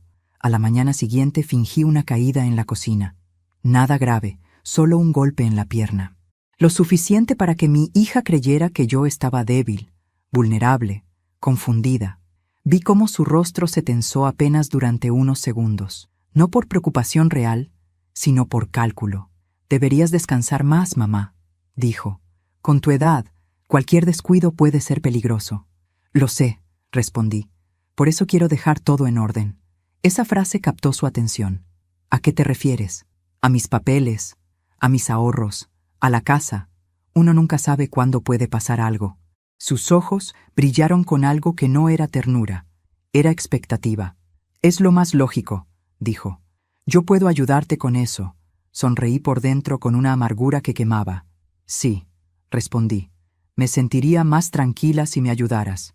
Esa misma tarde la llevé, sin que sospechara mis verdaderas intenciones, a hablar con un viejo conocido de la familia, un abogado que llevaba años tramitando herencias y testamentos en el pueblo. Yo fingí interés por mis propios bienes, por dejar todo en regla para mi hija y mi nieta. Ella participó con entusiasmo, haciendo preguntas que delataban más de lo que creía ocultar. «En ciertos casos», explicó el abogado, «si hay incapacidades o fallecimientos recientes en la familia, pueden acelerarse algunos trámites». Vi cómo mi hija se tensaba, atenta a cada palabra. «Por ejemplo, si alguien cae en coma», preguntó. El abogado levantó la vista sorprendido. «Eso es muy delicado, señorita». Yo fingí desconcierto. «¿Qué cosas se te ocurren?», dije. «Solo estamos hablando de previsión». Ella bajó la mirada, pero vi cómo su mente seguía calculando. Aquella visita me confirmó que no solo mi suegra estaba en peligro. Yo también lo estaba. Mi hija ya no tenía límites claros. Todo era un medio para llegar al dinero. Esa noche volví a abrir la caja de metal. Conté las pruebas una por una. Saqué fotografías. Guardé copias en una memoria. Escondí una parte fuera de la casa, en el viejo cobertizo del jardín, dentro de una maceta rota tapada con tierra seca. Si algo me pasaba, alguien tendría que encontrar aquello. También dejé una carta escrita de mi puño y letra, dirigida a mi yerno. No la envié aún, solo la guardé. Una madre siempre guarda una última bala para cuando la verdad ya no puede esperar. Durante los días siguientes fingí una fragilidad mayor. Caminaba despacio, exageraba mareos, pedía ayuda para cosas simples. Vi cómo ella se volvía más atenta, no por cariño, sino por oportunidad. Empezó a prepararme comidas especiales, sopas, tés, suplementos. Yo aceptaba todo, pero nunca probaba nada sin antes cambiar discretamente los recipientes, exactamente como había hecho aquella Nochebuena. El espejo comenzó a mostrarme una mujer que ya no reconocía, una madre actuando contra su propia hija, una anciana aprendiendo a desconfiar de la sangre que ella misma había formado. Era una guerra silenciosa, jugada en susurros y miradas. Una noche, al escucharla hablar por teléfono en la sala, confirmé mis peores temores. Sí, todavía no, dijo, pero ya está débil. Es cuestión de tiempo. Sentí que el suelo se abría bajo mis pies. Esa misma madrugada supe que ya no bastaba con vigilar, no bastaba con proteger. Había llegado el momento de usar su propia ambición como anzuelo, porque a veces, para salvar a un inocente, hay que dejar que el culpable crea que va a ganar. Y yo estaba lista para hacerle creer eso a mi propia hija, aunque ese juego pudiera costarme para siempre su amor, o incluso mi vida. A partir de esa madrugada, cada paso que di fue medido con una precisión que jamás creí posible en mí. Yo, que durante toda mi vida había sido una mujer simple, dedicada al hogar y a los silencios, me convertí en alguien que observaba cada gesto, cada palabra, cada respiración de su propia hija como si estuviera descifrando un idioma desconocido. Ya no actuaba por impulso, actuaba por estrategia. Comencé por lo más delicado. Sembrar la idea de que su plan avanzaba sin obstáculos. Me mostré cada vez más débil. Dejé de insistir en salir. Exageré mis mareos. Fingí confusión con fechas y nombres. Una tarde incluso, dejé caer por accidente mi caja de pastillas frente a ella, mezclando todo sobre la mesa. Cada vez están más desordenadas, murmuré. A veces temo tomar algo equivocado. Vi cómo su mirada se posó en las pastillas con un interés que no intentó disimular del todo. «Yo puedo ayudarte a organizarlas, mamá», dijo con una dulzura que me erizó la piel. «Gracias. Me sentiría más segura contigo», respondí. Ese fue mi primer anzuelo. Días después comencé a hablar en voz alta, como si pensara sola, sobre herencias, sobre testamentos, sobre lo cansada que me sentía de pelear con la vida. «A veces pienso que ya cumplí mi tiempo», dije una noche mientras cenábamos. «No quiero ser una carga». Ella levantó la vista con rapidez. «No digas eso, mamá». Pero sus ojos brillaron de un modo traicionero. No era dolor, era expectativa. «Solo quiero dejar todo en orden», continué. «Para ti, para tu hija». Desde ese día empezó a tratarme con una atención casi excesiva. Me preparaba infusiones, me llevaba comida a la cama, me arropaba por las noches. Cualquiera habría pensado que era una hija ejemplar cuidando de su madre anciana. Yo sabía que cada gesto era una inversión. Mientras tanto, en silencio, yo hacía avanzar el verdadero plan. Una mañana fui sola a visitar a mi consuegra a la clínica. Estaba más consciente, débil, pero viva. Cuando entré, sus ojos se abrieron con sorpresa. «Tú», dijo con dificultad. «Vine sola», respondí. «Nadie sabe que estoy aquí». Guardó silencio. Me senté a su lado. «Su vida sigue corriendo peligro», le dije sin rodeos. Intentó incorporarse, alarmada. «¿Qué dices? Que quien intentó matarla no se detuvo y volverá a intentarlo». Sus ojos se llenaron de terror. «¿Fue ella?» No respondí de inmediato. Le bastó mi silencio. «Tengo pruebas», añadí, «pero no puedo entregarlas aún. Si lo hago ahora, mi nieta quedaría en medio del escándalo. Y sigo siendo madre, aunque esa verdad me esté partiendo». Durante días conversamos en secreto. Yo llevaba información fragmentada. Ella me contaba cosas que yo no sabía, presiones que mi hija ejercía, insinuaciones constantes sobre la herencia, discusiones con su propio hijo antes de su muerte. Descubrí que también habían intentado convencerla de cambiar su testamento recientemente, aprovechando su convalecencia. Quiere que firme unos papeles cuando esté confundida, me confesó. Dice que es solo una formalidad. No firme nada, le advertí. Aún no. Mientras tanto, en casa, mi hija se volvía cada vez más impaciente. Yo lo notaba en sus silencios largos, en sus llamadas en voz baja, en el modo en que consultaba constantemente su teléfono. Una noche la escuché decir: «No, todavía no, pero pronto». Mi caída fingida avanzaba. Un día incluso dejé que me llevara al médico por un desmayo. Le dije al doctor, delante de ella, que me sentía demasiado cansada para vivir. El médico no sospechó nada grave, pero su actitud de hija preocupada fue impecable frente a los demás. A solas, su paciencia se agotaba con rapidez. «Te estás volviendo inestable, mamá», me dijo. «A veces pienso que necesitas una residencia». Aquello fue un aviso, y también una confesión anticipada del siguiente paso que planeaba. Entonces ejecuté la segunda fase de mi plan. Llamé al mismo abogado con el que habíamos hablado días atrás. Fui sola. Le pedí que preparara un testamento nuevo a nombre de mi hija, dejando claro que ella sería mi única heredera, con cláusulas simples, rápidas. Él se sorprendió, pero accedió. «¿Estás segura de esto?», preguntó. «Totalmente», respondí. «Pero aún no quiero que lo firmemos, solo quiero que esté listo».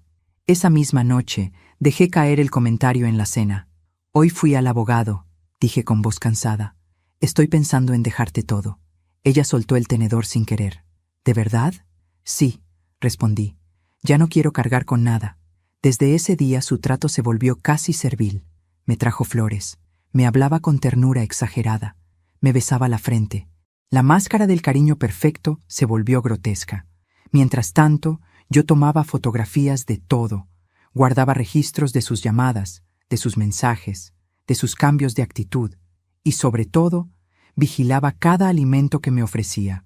Una noche, al levantarme para ir al baño, la sorprendí en la cocina, inclinada sobre mi taza de té. «No podía dormir», dijo con rapidez. «Te preparé algo caliente». «Gracias, hija», respondí. Tomé la taza con cuidado, la llevé a mi habitación y la vacié lentamente en el desagüe. A la mañana siguiente fingí haber dormido profundamente. «El té me hizo muy bien», le mintí. Ella sonrió, satisfecha. Pero lo que mi hija no sabía era que el médico que yo había visitado por mi supuesto desmayo ahora también formaba parte de mi red de seguridad. Le había contado todo, absolutamente todo, y él, al igual que mi consuegra, esperaba el momento preciso. Yo no buscaba una detención inmediata. Buscaba que se delatara sin escapatoria posible. Una semana después, mi hija me dijo algo que selló la etapa final del plan. «El abogado de mi suegra quiere que ella firme unos papeles pronto, antes de que empeore». Levanté la vista con fingida preocupación.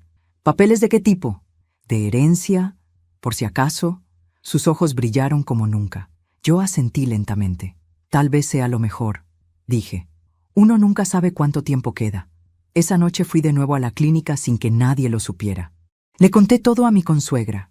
Le pedí una sola cosa: firme, pero firme con la fecha equivocada, y deje que ella crea que ganó. Ella me miró con una mezcla de miedo y odio. ¿Y después? Después, se hará justicia. Al volver a casa me senté frente al espejo. Vi a una mujer de 66 años con los ojos cansados, las manos arrugadas y el corazón aún palpitando de dolor por la hija que estaba a punto de perder. Pero también vi algo nuevo en ese reflejo: determinación. Porque ya no solo estaba luchando contra la ambición de mi hija, ahora estaba jugando contra el tiempo, contra su impaciencia y contra su propio veneno. Y cuando ella creyera haber ganado, yo le quitaría todo. La segunda Nochebuena llegó envuelta en una calma falsa, como esas aguas quietas que esconden corrientes mortales bajo la superficie. La clínica había autorizado a mi consuegra a pasar la velada en casa con cuidados especiales. Aquello era exactamente lo que mi hija quería oír. Desde que supo de esa posibilidad, la vi moverse por la casa con una energía nerviosa, preparando detalles, organizando la cena, llamando por teléfono más de lo habitual. Todo debía ser perfecto. Todo debía ocurrir esa noche. Yo seguía actuando mi papel de anciana cansada. Caminaba lentamente, pedía ayuda para cosas simples, sonreía con una dulzura que ya no sentía. Por dentro, el corazón me latía como un tambor de guerra. Sabía que estábamos a horas del desenlace. La consuegra llegó al atardecer en una silla de ruedas, acompañada por una enfermera. Mi hija corrió a recibirla con una emoción que no pudo disimular. Yo observé cada gesto en silencio. La abracé con suavidad, y ella me sostuvo la mano por un instante más de lo normal. En sus ojos vi un miedo contenido, y también determinación. Ella también sabía que esa noche todo se decidiría. La mesa volvió a llenarse de luces, de copas brillantes, de adornos rojos, como el año anterior. La misma música suave, el mismo olor a comida caliente, pero nada era igual. Esta vez yo conocía el veneno, y ella creía que yo no sospechaba nada. «Esta Navidad será diferente», dijo mi hija levantando la copa. «Todos juntos, como debe ser. Brindamos». Yo apenas humedecí mis labios. Durante la cena, mi hija se levantó varias veces a la cocina.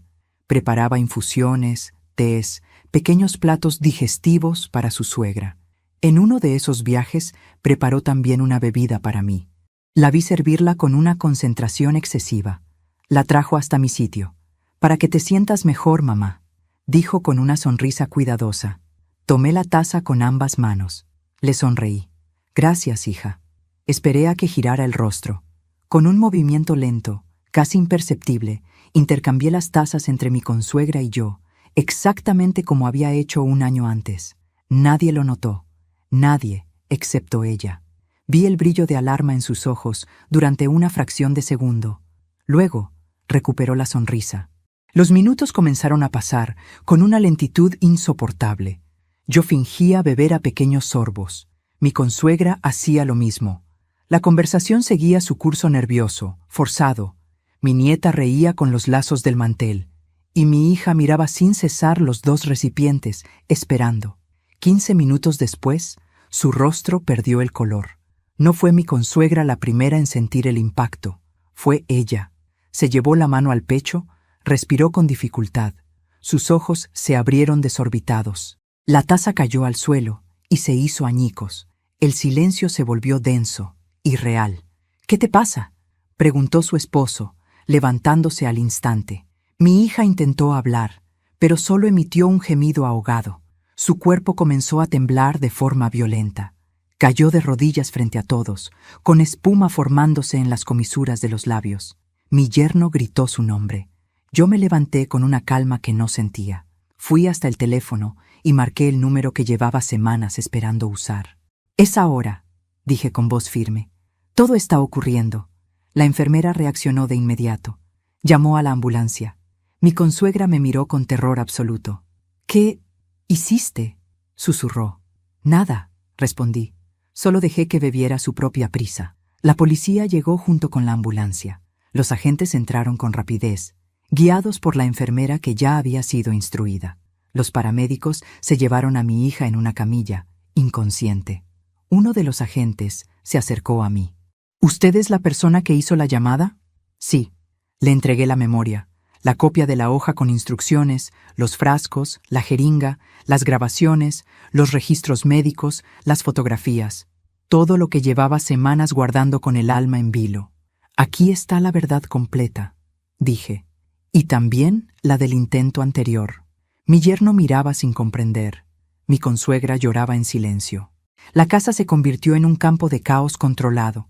Preguntas, pasos apresurados, luces de patrullas entrando por las ventanas. Horas después, en el hospital, mi hija despertó esposada a la camilla, bajo custodia policial. El veneno no había sido letal para ella por una simple razón. Yo había cambiado la dosis días antes, lo suficiente para que se delatara, no para que muriera. Me permitieron verla brevemente.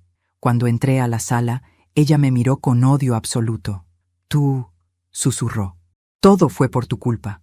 «No», respondí con firmeza. Todo fue por tu ambición. Yo solo quería asegurar el futuro de mi hija, gritó con los ojos llenos de rabia. Tú nunca entendiste lo que es vivir sin nada. Yo viví sin nada, y sin veneno, le dije. Tú viviste con todo, y con muerte en las manos. Intentó incorporarse, pero las esposas lo impidieron. Lloró, gritó, me insultó. Yo permanecí inmóvil. Ya no lloraba por ella. Días después se hizo pública la investigación. Intento de homicidio agravado, manipulación de sustancias, premeditación, uso de documentos falsos. La avalancha era imparable. Mi consuegra declaró. Por primera vez, dijo toda la verdad. Mi yerno, destruido, admitió todo lo que había sospechado en silencio durante meses. La red de mentiras se derrumbó pieza por pieza.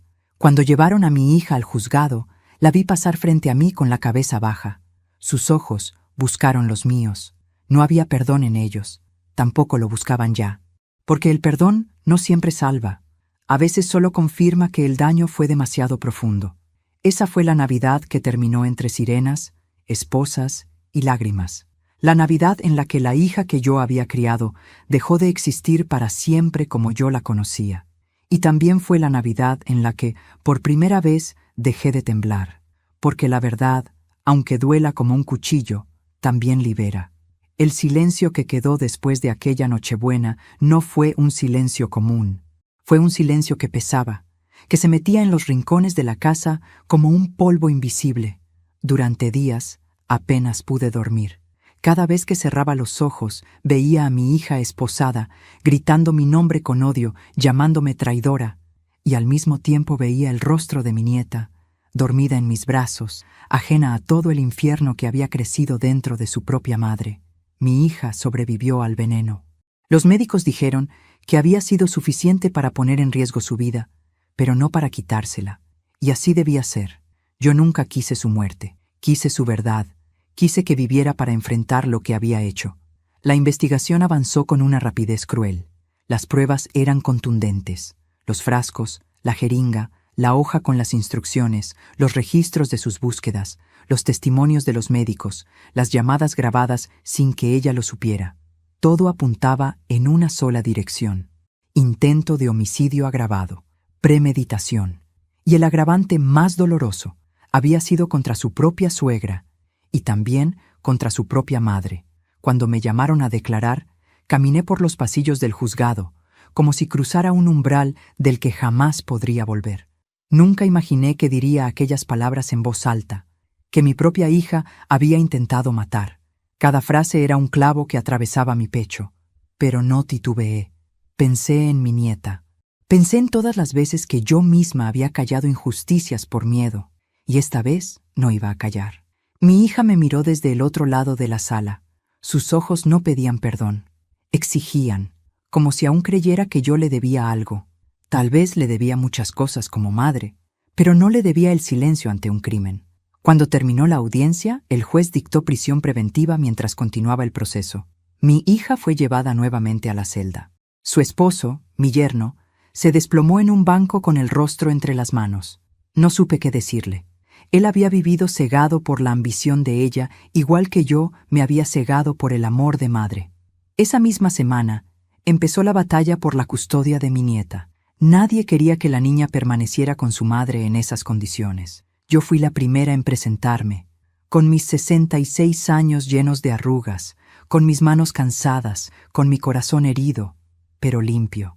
La trabajadora social me visitó varias veces. Revisó la casa, habló conmigo, con vecinos, con la escuela. Mi consuegra declaró a mi favor. Incluso mi yerno, destrozado, apoyó mi solicitud. Un mes después, la resolución llegó. La custodia provisional de mi nieta me fue otorgada a mí. El día que me la entregaron, la niña me miró con ojos llenos de preguntas que no sabía cómo responder. La abracé con una fuerza que me partió el alma. ¿Dónde está mi mamá?, preguntó con voz baja. Tragué saliva. Tu mamá tiene que arreglar cosas muy importantes, mi amor, pero tú estás a salvo conmigo. No preguntó más. Se abrazó a mi cuello como cuando era más pequeña, y comprendí que aquel abrazo era la razón por la que yo había tenido la fuerza de llegar hasta el final. Los meses siguientes fueron de reconstrucción lenta. La casa volvió a llenarse de silencios distintos. el silencio de las noches tranquilas, del estudio de mi nieta, de sus risas tímidas frente al televisor. Yo aprendí a ser abuela madre. Aprendí a acompañar sin sofocar, a cuidar sin vigilar con miedo. Cada mañana la llevaba a la escuela de la mano, como si el tiempo hubiera retrocedido para darme una segunda oportunidad. Mi hija fue finalmente procesada. La condena llegó junto con una confesión parcial. Admitió haber planeado todo por la herencia. Admitió que su odio hacia su suegra era antiguo, pero negó haber querido hacerme daño a mí. Esa fue su última mentira. Yo sabía la verdad. Aquella Nochebuena, el cupcake había sido para mí. Nunca volví a verla como hija. La vi solamente como una mujer que eligió un camino del que ya no podía volver. No guardé rencor. El rencor también es una cárcel. Guardé distancia, que a veces duele más que cualquier grito. Mi consuegra, por su parte, jamás volvió a ser la misma. El veneno no la mató, pero le quitó parte de su arrogancia. Cambió su testamento. Perdió poder dentro de su propia familia. Y por primera vez me miró sin desprecio. «Me salvaste la vida», me dijo un día en voz baja. «No la salvé yo», respondí. «Se la salvó usted misma al llegar tarde a esa mesa». Nuestras miradas ya no tenían guerra. Solo una tregua triste entre dos mujeres que habían sido usadas por la misma ambición. Una tarde, mientras veía a mi nieta hacer la tarea, el teléfono sonó. Era la prisión. Mi hija pedía verme. Pensé mucho antes de aceptar. Fui una semana después. Me permitieron entrar a una sala fría, con una mesa de metal entre nosotras. Estaba más delgada, más gris.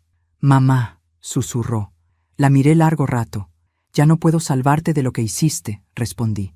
«Pero tu hija está bien. Eso es lo único que puedo prometerte». Lloró en silencio. No hubo reproches. No hubo perdón. Solo un final que no se cierra del todo.